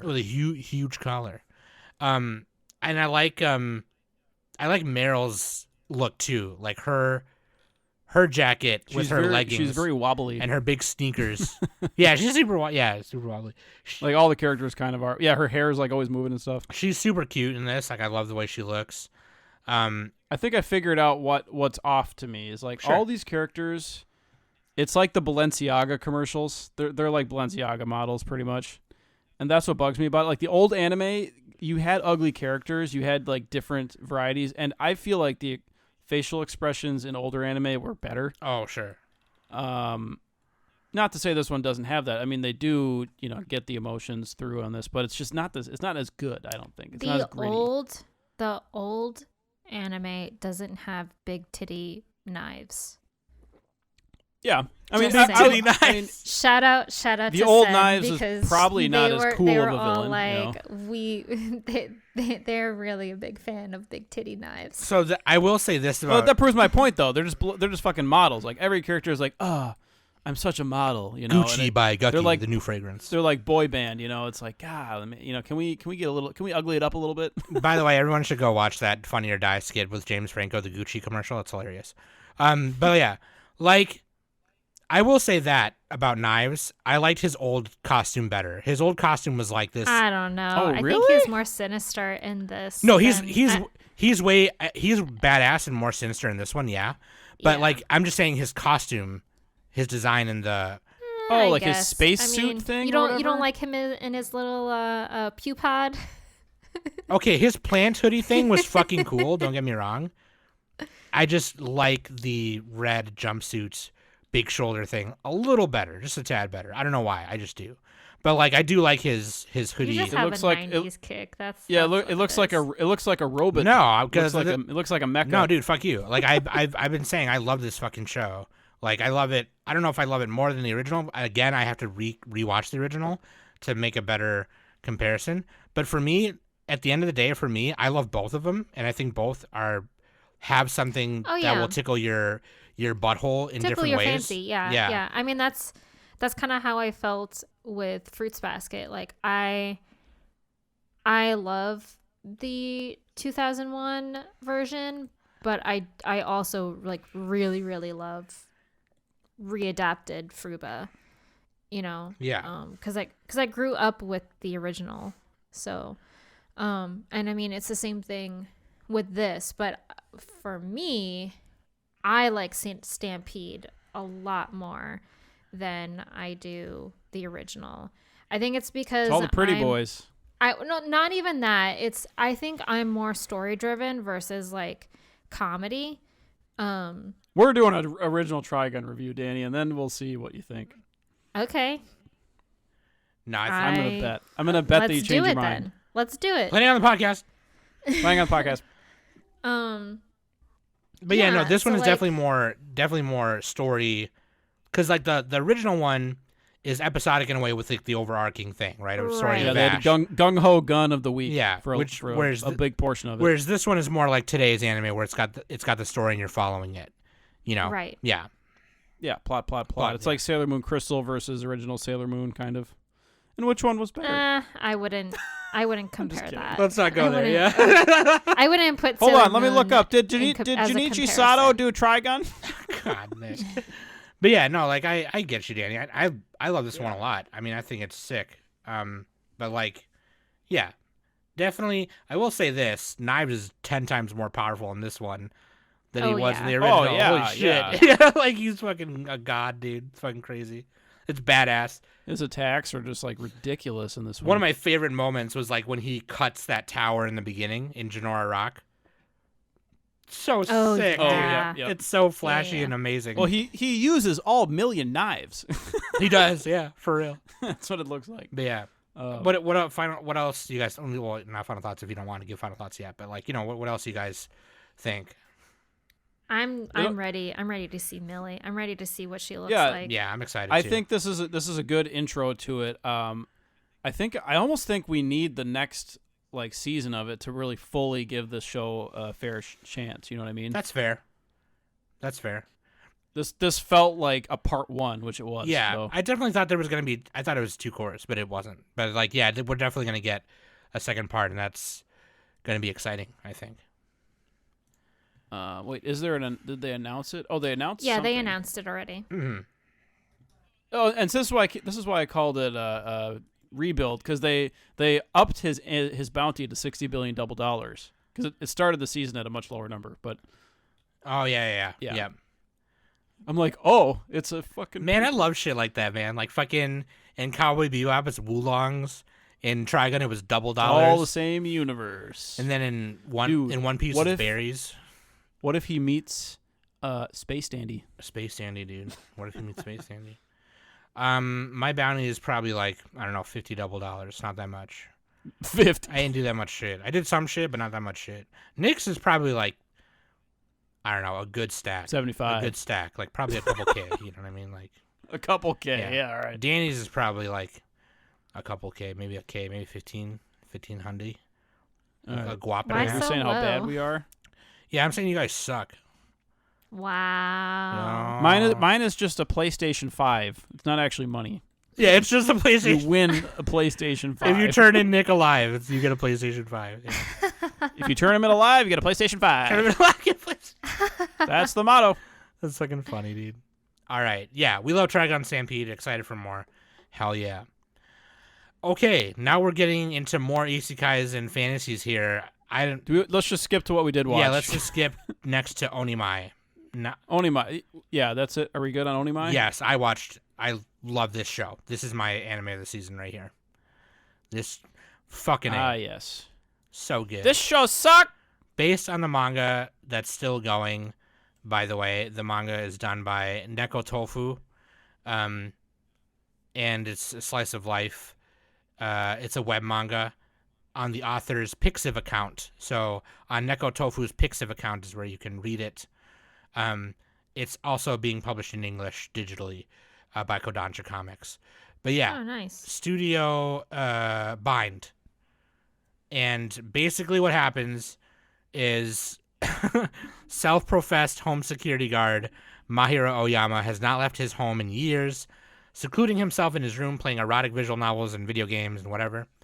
And his depraved lifestyle causes his prodigious sister Mihari to worry about his well-being. In hopes of solving the problem, she devises a plan to rehabilitate him back into normalcy by turning him into a girl.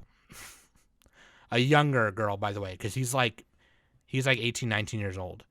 And then Yeah, he goes down to middle school. he goes down to like a middle school girl, yeah. like 14 or something, or I don't know. Yeah, she messes with her brother's biological constitution, and She violates him. he wakes up that way. He was like, "What the fuck?"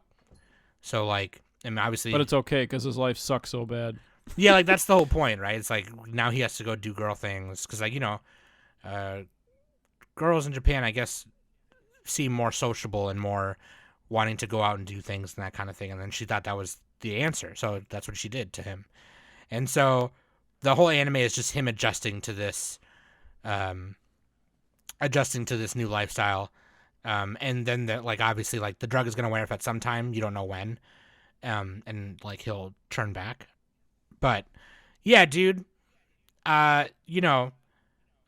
Gender identity and trans allegories aside, if any, this show is just really great. I don't really see it that way. I just see it as a gender bending comedy, Yeah, But because they never really delved into that. They're never like, oh, let's compare it to a boy every time. Yeah. They weren't like doing that the whole there time. there are parts where like he questions like his identity, and like even some of his mannerisms start becoming more feminine. He starts like getting turned on by. There's one scene in the beginning where he's like, I just saw like a naked guy and it turned me on. Damn it.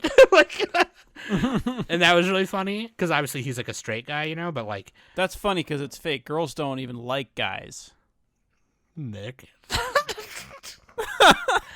But like We're monsters. But yeah, like even for me watching it as like a trans person, as a trans woman, like I had a lot of fun and I love that kind of learning about girlhood kind of thing. I related it to it slightly in that level. But aside from that though, like pushing that stuff aside, because that's just a personal thing for me. Pushing that stuff aside, it's just really well animated and really funny. Like Yeah, it's the same studio that did Jobless Reincarnation. Oh, okay. Nice, dude. Nice one. Wait, what else did they do? Oh, Move to the Future. I don't even know what that is. They're a new studio, so. Oh, okay. Nice one. Yeah, dude. I mean, the production on it is just really nice. It's really good. And I'm going to go on Sakagaboro later and, like, favorite all the clips because, like, I just love it. But, like... Yeah, I think if you're going to do one of these shows, it has to look really good like this. You know what I mean? I agree. If it has, like, generic... average studio, it would not be the same level. Yeah, one thing that I thought, and that's why Kyoto Animation shows are so good, right? Because they animate it so well, right? And one thing that I thought was really funny, and I didn't do the research on this, but like, there's a few times where Mahiro like plays Guilty Gear, is playing Guilty Gear Strive, and it's just straight up the clip of like they just like edited clips of Guilty Gear Strive on his TV, and it was really cool. I was like, "Oh, sweet, Guilty Gear." Me and Kai are playing that right now, but like, Kai cheated, by the way. Fuck you, Kai, you bitch. But like, I fucking yeah, I thought it was great, man. It was so funny, like, and I love. There were cute moments too, like where his sister was kind of like, "Oh, we used to hang out a lot like this as kids, and it's kind of nice doing it again. You know, you're not shut in your room." And then Mahiro, he's kind of like, yeah, you know what? Yeah, this is kind of nice and whatever. But then, like, there's funny ass moments. It's like, oh shit, like, you know, the water's fucked up. We gotta go take a bath at the bathhouse. And then he's like about to walk into the boys' side, and she's like, dude, no, like you can't go to that side. And she's like, oh fuck, shit, I'm only gonna see a bunch of naked women. And it's really funny, dude. It's really funny. What did you guys think? Did Nick watch it? Danny, did you watch it? I did not. Oh, you slut. Insert clip of boo you whore. I'm gonna start inserting that more often, yeah. So Nick, what did you think then? I thought it was good. It was entertaining. They did do a lot of the same tropes that these types of shows do, like the slice of life comedies. They did a lot. They did some of them pretty well though. But yeah, no, I agree with you. Yeah. They went to the hot springs and had like a sleepover and played games and pillow fights and all that stuff. Mm-hmm. It was funny when they put the makeup on and did all the makeovers and stuff. I wonder, what are like some famous shows where like a girl turns into a guy and then the guys have to like make her one of the boys? Is that a thing now? I feel like it's always the other way around. It's like a guy turns into a girl. You never see the girl turn into a guy. I mean, it happened in Your Name. No, but I mean like, and didn't it happen in a more Kokoro comedy Connect as well? Comedy version of it. That might be true. I just can't think off the top of my head. I think it'd be funny. It's like, yeah, you're one of the boys now. We're not going to give you a makeover. We don't give a fuck. Yeah. That's how it would be. It would be less interesting. I think it's because it'd be less interesting because the guys would just be like, hand me the potato chips. We're going to play video games. It'd just be stupid. Yeah, there is a part in Kokoro Connect where like they switch bodies and like the one person kicks the other character in the nuts, and she's like, "Damn it, that does hurt." Like, yeah, but yeah, no, I agree, Nick. Yeah, with this one, they did do a lot of those tropes, but like, it was also just really cute, and you kind of just were like, "Nah, that makes sense for this show." Like, it made a lot of sense. Yeah. Who was it the Gyaro girl who was putting the makeup on? Kaede, dude, she's my favorite. Yeah, dude. Kaede, the pink-haired girl. Well, half of them had pink hair, I think.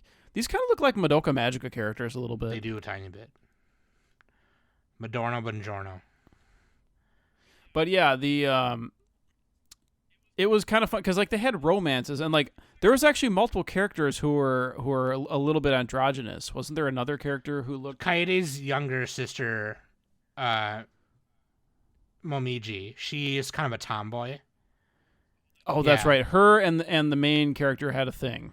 Yeah, they were getting a little close. Yeah, they were like, and like Momiji. And there was the scenes where they were caught and like fooling around or whatever. But they weren't. It was just like the happenstance. Yeah, and like a little bit like Dragon Maid. Yeah, there was a few times where like, you know, the other two friends, Asahi and Mio, would do something with Mahiro, and Momiji would be like, "Hey, stop it, knock it off," because she like get jealous or whatever. But like, there was the other character Mio who was their other friend, And she reminds me of the main girl from Kiss Him Not Me, where she doesn't want to be a part of a romance. She just wants to observe like two boys like doing it. Except in in Mio's case, whenever it was like Momiji and Mahiro doing stuff, she'd be like, oh, like. Yeah. Oh yeah, was she the one in the bookshop who's like, let me tell you everything about the Yuri manga? Yeah. Yeah, dude. And it was funny too because there was like that sense of realism later too, like where they run into Momiji and Asahi, and then Mio was like, oh man, that was close, like, I don't want to be a part of it. I like being an observer. And Mahiro was just kind of like, hey, as long as it's in Yuri, it's no problem. Just be careful when you're around real people, And she kind of smiled and was like, yeah, you're right. And it was kind of nice. It was nice parts like that because like Mahiro was able to impart his like, experience as an older person to these girls, like, hey, just be careful because that's weird, and that kind of thing. And that's another aspect of the show that I enjoyed as well. But yeah, dude. I also thought it was funny that when they went to the movie theater and they watched this movie and it was supposed to be like Titanic, and then the main character's name was Leonardo. Like he was supposed to be Leonardo DiCaprio or some shit. Yeah. But yeah, dude. I don't have anything else to say. It's all around a great show. What do you got? I thought the ending was sweet. Oh yeah. Kind of cool. The thing about it is like the main character had a choice to either stay as a girl or let it revert back to being a guy. Even longer, yeah, because it's gonna wear off. Yeah. Yeah, it's like a magic potion type thing. So yeah, that was interesting. Cool. It was kind of bittersweet because he's like, he didn't really have much of a life before that, so it's just like, well, he made a whole bunch of friends. He's like, I like this now. Might as well. Yeah. Might as well, let it cook. So I mean, if it were me, because Mahiro could technically still, bind himself in his room and play games whenever he wants, but now he has the added bonus of doing both if he wants. Like, oh, I can hang out with these friends now if I want to, or whatever. Whereas before, all he was doing was just the one thing, shutting himself in his room and being a NEET or whatever. So it's like, I don't know, but yeah. No, I agree with you. I agree with you very much on that. Hell yeah. Yeah, it was good. Great show. Right. What do we got next? I think for me... Oh, man, the dog one. I did not finish the dog. I know the plummeters are watching it because they're horny over there. That's a short. It's only 12 minutes. Yeah, I was kind of into it. I just didn't get around to finishing it, but I was hella into that. Like, that was... Yeah, it was just really dorky, funny. It's a meme. Yeah, it's an etchy meme at this point, but it's, boobs. Did anybody watch High Card? Did Danny watch that? I did. Oh, Danny. I think I'm done. So it's just Danny now. Yeah, I think because she watched High Card and another one, and then we can Sugar Apple Fairytale. And then I'll say this just ahead of time too. We got like a spotlight coming up, and it involves Urusei Yatsura, so we're gonna finish it for that because me and Danny watched most of it. We didn't finish it. Yeah. But we're going to save that for that. So, that show for that. Oh, no, I did watch Way of the House Husband Season 2. Okay. But that was a while ago that I watched that, so it's fine. It's fine. It's right. It's fine. High Card. Bad animation, still funny jokes. High Card is this the one with the guy and the cards like bestow different powers. Studio Hibari, based on a mixed media franchise. Danny, what did you think? So I really liked it. I know a couple people on our Discord, saying like it was okay, but like kind of disappointing. I think it's definitely compared to most like mixed media, like original sources, like a lot of the gacha game kind of aspects and like mobile games that get adapted into anime aren't really the best. Yeah. I think this one is definitely pretty well adapted. I mean, I know nothing of the mixed media source material and stuff, but from what I watched, I mean, I finished it and it kept me wanting to watch it and stuff. So it must have been doing something right in order for me to want more and stuff. The characters are pretty well written. The main, I would say probably like the ending story that happened was a little kind of like, this went in a direction that I wasn't expecting. So I feel like that they probably could have done better with the final, I guess, climax of the ending. But overall, them trying to collect the cards, the 52 cards that, you know, bestow these powers and stuff like that, really interesting to see, like, you know, with Finn, with him being the card holder of like the Two of Spades, and how like the Two of Spades is probably the weakest card out of the entire 52 deck. So, and what's her name? Wendy. Okay, Wendy's power, she is the ace of spades. And her her X-playing card power is Love and Peace, and she turns into this fucking yandere bitch who just like wants to cut people, and like she does not stop, and she like gets like these huge ass boobs and and everything. It's my favorite character.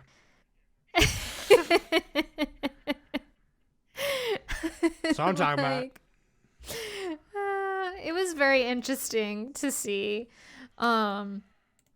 Yeah, so I think the only character that I didn't really particularly care for, and I mean, we only got to see him maybe like in an episode.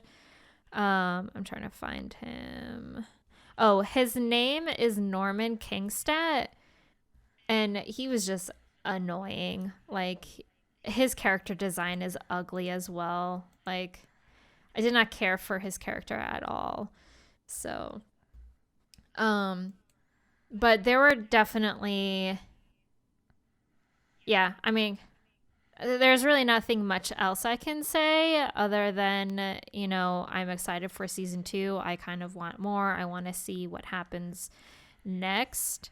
I kind of do want a little bit more backbone for Leo Constantine, who is kind of like the leader of the high card group. He tried during the show, there was like this huge kind of like, I don't want to call it like, I guess it was like kind of like an ambush, like mafia terrorist attack towards like the royal family of the world that high card is involved in. And Leo tried to like constantly was all like, okay, like the wave's over, like let's go find, you know, Finn and Chris and stuff. And like his dad was all like, no, your orders are to like stay in the palace and guard everything. Like you have to guard the royal family. It was very like, you know, very like stick up the big honcho's butt, and like Leo's just like really anxious, like I want to like save my friends because they could be in trouble.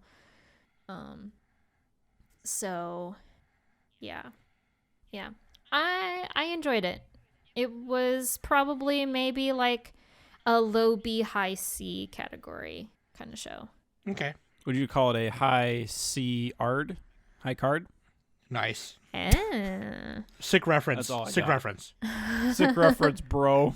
Good answer. Good answer. Good answer. Good Yeah. answer. No, dude, this is one of those animes where like it's like Japanese people come up with really cool European names. Like Leo Constantine Pinochle. Like that's so badass to me. Yeah. So okay, so Pinochle. Wendy. Oh my God. Okay, Wendy is like the descendant of like one of the greatest samurai swordsmen ever, and her fucking name is Wendy. Yeah, Wendy Sato. Yeah. is her Like name. Yeah. why?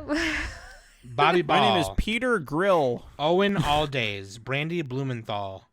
Blitz Broadhurst. Chris. Okay. Oh yeah, that dude Blitz, fucking sick. Like I want more of him, low key. Dude, he's kind of like, hot. He has his power, he has oh wait, where is it? Oh, here he is. he has the 10 of spades, which is 1,000,000 volts, so he like controls electricity. Badass. And there's a pretty sick moment with him in the show. It's very quick, but I would love to see more of him. So and then you have Bobby Ball. Bobby Ball. Bobby Ball is a sicko. Like, he is part of the Klondike family. Big sicko. Yeah, the Klondike family is the big mafia They're the bad guys or no? antagonists. Okay, yeah. They're bad guys, yeah. Okay, gotcha. Yeah. Okay. So, yeah, I think honestly my favorite name in this show is Chris Redgrave. Yeah, that's badass, dude. That's good. That's good. Hell yeah. All right. So you thought it was pretty enjoyable for the most part then? Yeah, I liked it. Like I said, I don't think a lot of people were talking about it in the Discord. I did tell a few people to kind of like, come on, like stick it out. Like I think I'm really liking it. So and I think Bobman, watched it, but then like I think he said he was a little lackluster for the ending and stuff. Sure. So okay. And then you watched Sugar Apple Fairytale, did you? Yes, I think I liked this one. How did this turn out for you? Because at the beginning, for me, like at the beginning, I was just like, I don't know, I'm good. Okay. It was interesting. I did want to finish it, but no time. So it's an interesting concept. I mean, I get weak in the knees whenever I see Shelf and Shell because he's, oh boy, clench my Unlike pearls. the rest of us humans, like disgusting humans. Like I clench my pearls every time that man is on screen. Well, he's not a man; he's a fairy. But so the concept of this story is it follows Anne, who wants to be a silver sugar master, just like her late mother. And pretty much what a silver sugar master is they do like these sugar configurations. And they're kind of just like, sugar made sculptures. So pretty much it's like, any sort of freaking baking show that you see on TV. Like it's kind of like that. So, and and she like, first of all, she encounters this, I guess if you want to call him a sort of like ally. His name is Jonas. Well, Jonas is a fucking asshole. Anne wanted to go into like this little competition so that she can become a silver sugar master. The only way that you'll be able to become a silver sugar master is to enter in this royal competition, and the king and queen judge your sculptures, and then that's like whoever they get their seal of approval instantly becomes a silver sugar master. So Jonas like tags along with Anne in the beginning, and Anne decides on what to make, and so she makes it, but then one night her configuration is missing.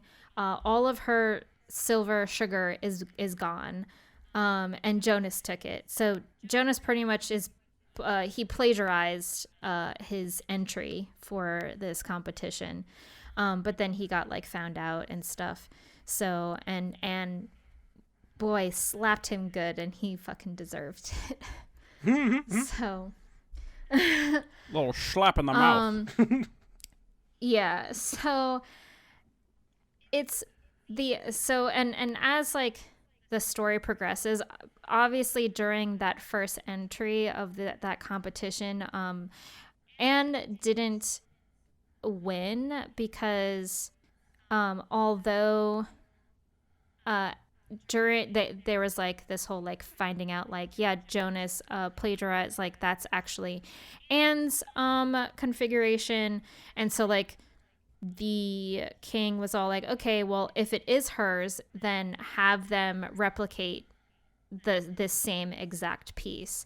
And although Anne did make an exact replica, the judges saw that it was a different type of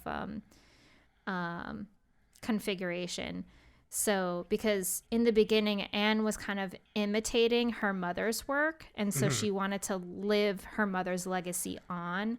But then after a while, Anne kind of like found her own style, and so that's why she didn't really win. But anyway, yeah, so she learns about like more things about herself and stuff. But also over time, people started throwing rumors over Anne, and like, you know, just because she's a woman, you know, she can't be a silver sugar master. It was very like, this whole show was definitely like trying to push Anne down so that she doesn't succeed. But there were obviously some allies that, you know, said, no, like you have pure talent. You need to do this. So there was a lot of like, just because she's a woman, she can't, you know, be a silver sugar master, blah, blah, blah. So, and the ending, like,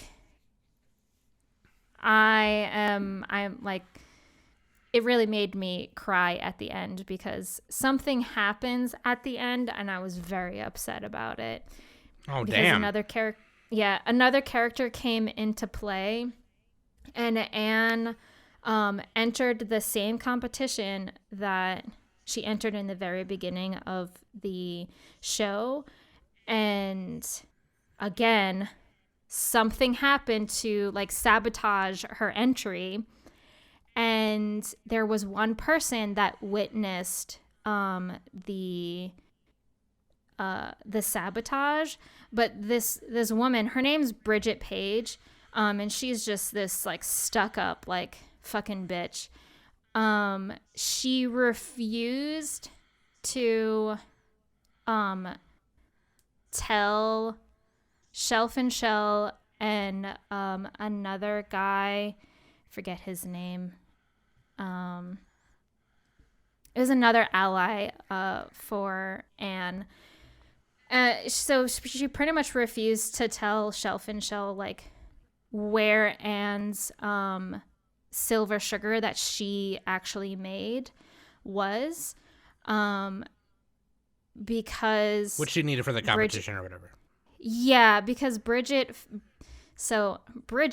she like all of a sudden got like love at first sight with Shelf and Shell. Like she constantly went up to Shell and was all like, why are you with Anne? Like, is she making you get her this bucket of water? Like, why is she forcing you to you know, make you work at such late hours of the day and everything like that? Just being a bitch, trying to steal. Like, literally being a bitch. She's all like, I can treat you so much better. Let me buy you, blah, blah, blah. And Shell is all like, listen, like, I'm not buying your bullshit. You know, if you think you can do better, then, like, take my wing and you know, see, like, try and steal my wing, and then maybe, like, you know, something will happen or whatever. Like, he tried to, like, kind of, like, scare her off in a way. So what, gosh, I hate this. So in order for the ending to, or at least, like, Anne to actually win the competition, Shell had to bribe Bridget in order to find Anne's silver sugar buckets. Gotcha. So, okay. Yeah, it was like so disappointing. Like, I mean, it was like a good disappointment, but I was like, no, like, why did that happen, kind of thing. Yeah, not the show was disappointing, but to you, it was like, oh shit, and it was like your emotion. Yeah, I was just like, it was like major cliffhanger, you know, status. Gotcha. So. Okay. Yeah, right. I know I was talking a little bit right there. All right, pretty good. So did anyone else? That's okay, Danny. I was sleeping. Did anyone watch? Did anyone watch? Fucking Nick. Anyone watch anything else? Nope. No, well, I think Way that's of the House it. has I been mean, season I didn't. 2, I but, didn't finish Blue Lock from last season. Okay. I think Did that one honestly, finish? Yeah, it finished. It went into this season. It went into this season, yeah. So. Oh, okay. So it's done. That was a high score. Eminence in Shadow. Did anyone watch? We all dropped No. that one, right? Or? Didn't have time. It has a high score. 8.3. Yeah, I heard it was pretty sweet, but yeah, I didn't watch that one. I think that's a good straggler show to catch up on at some point. Yeah, we can do a straggler. I also didn't finish Sarune, the linking archery. shot. Yeah. Yeah. I wasn't able to finish that. I finished My Hero season 6 from last season as well because it finished this season. Nice, Holy nice. What'd you think? shit! Because I'm not a manga reader, okay? So I'm experiencing this for the first time. So, goddamn. Like, the only thing I will say is, I do miss a lot of the crazy animation that went into the first 2 seasons. I miss that a lot. Oh, they got the B team on it now? I mean, they still do pretty sweet animation for like the really crazy action shots, but I feel like it's still a bit more inconsistent than it was previously. I mean, there was one shot in season 5 when they're doing the training ground thing going against Class B or whatever. That was really cool when the guy turned the whole like floor into like sinking sand or whatever, or quicksand. But like, the floor is lava. the floor is lava. This season, I felt like that the big battle that happens in the middle of it, I feel like those scenes could have used more of those really awesome fucking whipped action shots, more Udapon cubes or something. There was a few times where like I feel like they could have used like some very notable techniques in like the fight or whatever. That being said, story-wise, it's like, holy shit, dude, like this is crazy. Like I'm like, now it's all pretty much like out there, you know, and it's like we're ready to go. Okay, now we know everything. Let's just fucking do it. Like we're going into the end here. And so I'm pretty sure the manga's still going. I know that the manga took a break for a while to like prepare for the last arc, and I believe it started up again. But like and maybe manga readers, you know, you can tell me what you think. Is season 7 going to be the last one, or is it going to be season 7 and season 8? You know, let me know. But like, I'm pretty excited for it to like start heading into like the next like big thing, which is really fucking cool. And That's crazy that My Hero's ending soon. it is. It's really crazy, right? Like, I mean, As long as they don't do the Attack on Titan thing. yeah, final Just have one final season. season part 2, actual final season part 1, part 2. That's so dumb. Whatever. But yeah, very, very awesome. All the characters are progressing, evolving, you know, and all the villains are evolving in weird ways, in different ways. And the relationships between all the characters is really awesome and progressing as well. Everything is progressing as it should, and in a very cool way. So I love it.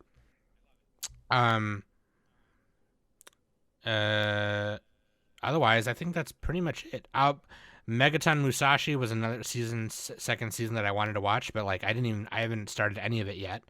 But I heard it was pretty cool if you're a big robot person. And Golden Kamui, you know, I'm not caught up on, so I didn't start season 4 or anything. We're reading it in Manga But Club. they're reading it in Manga Club. Forgot to talk about the schedule in Manga Club. By the way, they're reading Dick Fight Island this weekend. Raw Hero the next, and Yuna and the Haunted Hot Springs the weekend after, and Bite Into Me on the last weekend of April. And yeah, so join the Discord for that. But anyway, It's Wet April. Wet April. That being said, yeah, no, I think winter season was pretty decent. Oh, hey, let's go over our favorite OPs and EDs, shall we?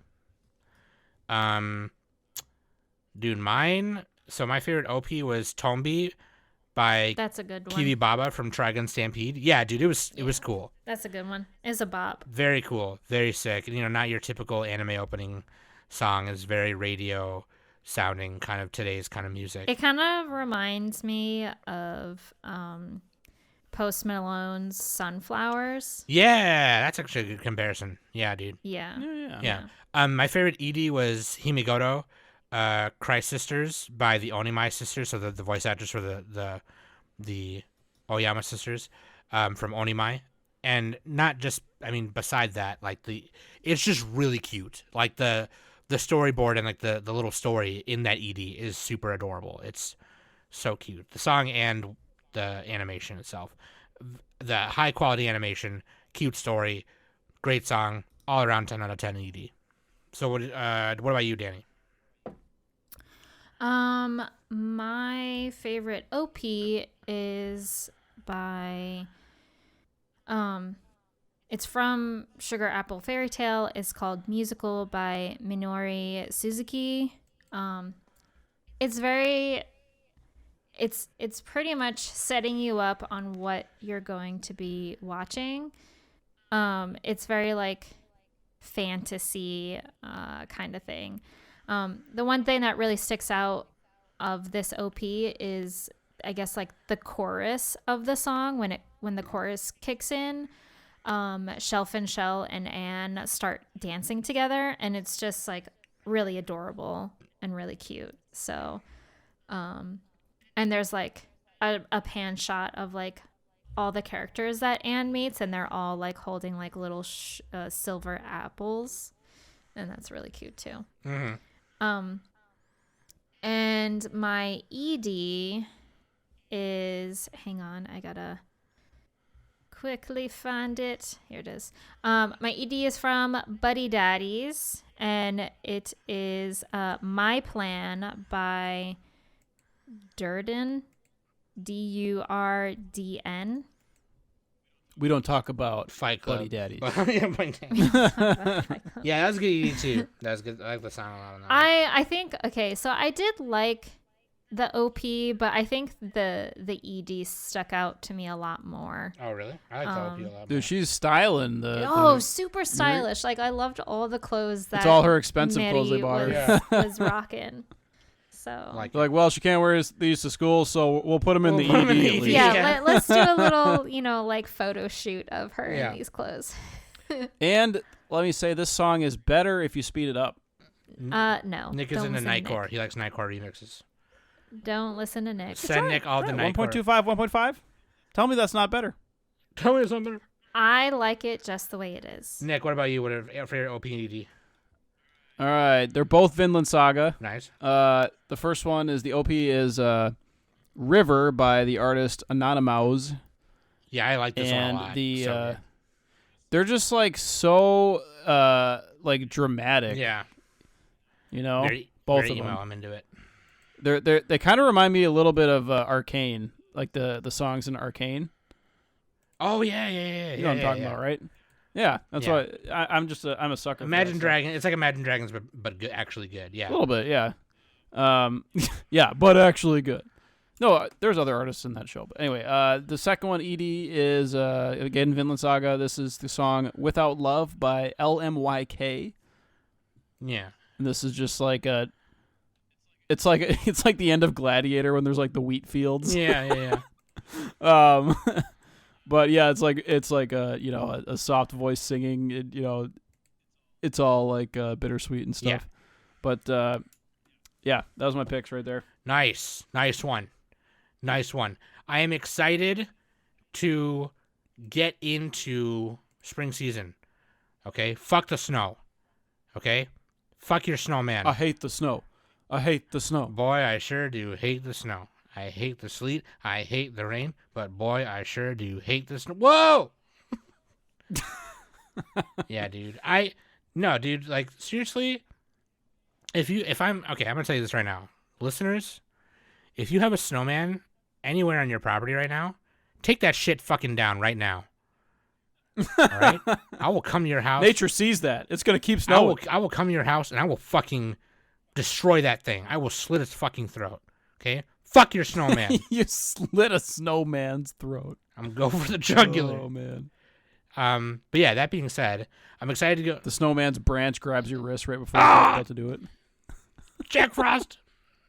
But yeah, no, dude. I enjoyed it. Very nice. Excited to start spring, and we will give you our first impressions on spring in the coming, probably, I think, in the next month or so, because not every show has started yet. So, like, we wait till we do 3 eps, right? But, like, yeah, we're going to get into it, and we'll bring you that when it comes. That being said, I love you guys very much. Thanks for listening every week. I love you just the way you are, of course. And shout out Honey Bear. She didn't really do anything, but she gets mad when I don't say nothing. So, also, I just want to remind everyone, links.animesummit.net, when you join the Discord, there's a channel called Animal Face Johnson's where you can post your pets and all that stuff. But a lot of you seem to be confused on how that works. When you post your pet, it becomes my pet. And it's like that's your JoJo stand right there, Sam. It's becoming exactly. It's becoming like once a month that I have to explain this to y'all, and y'all don't seem to understand. Okay. A new family member just came to the Anime Summit. Animal fur babies. Oh yeah, shout out. Name's Yeah, go ahead.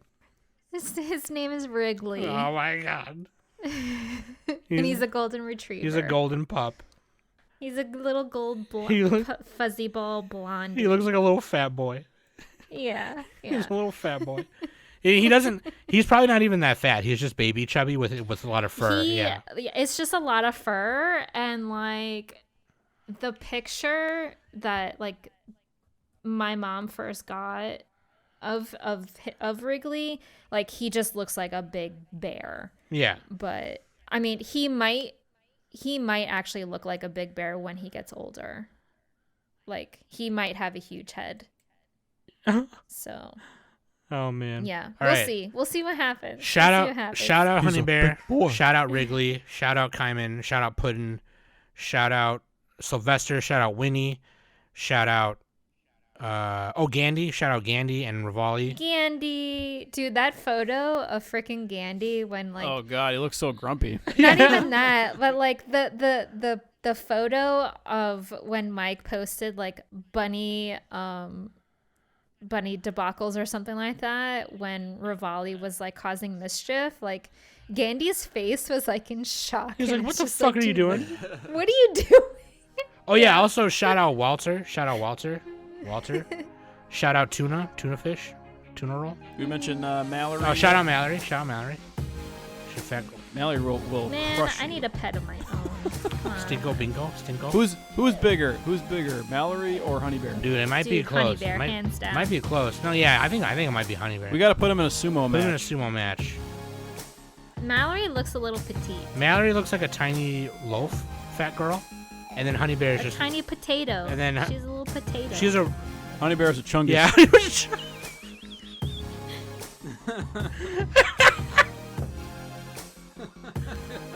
Nick was like, I'm just gonna say it. But yeah, dude. Anyways, yeah. Joking aside, don't post your animals in our Discord if you don't want them to become mine. And ads on the weekends. Shout out Ed. Okay, love you guys very much. Thank you for listening every week. I've been Sam. That's been Knockington of the 5th quarter, and Bitch Ass Fluffington, the 5th, also 5th generation because we're 5th and 5. I don't know why. It just sounds more important. And we've been the Anime Summit Podcast. It's Danny. Bitch Ass Fluffington is Danny. Okay. Oh there. my god. Just have to clarify.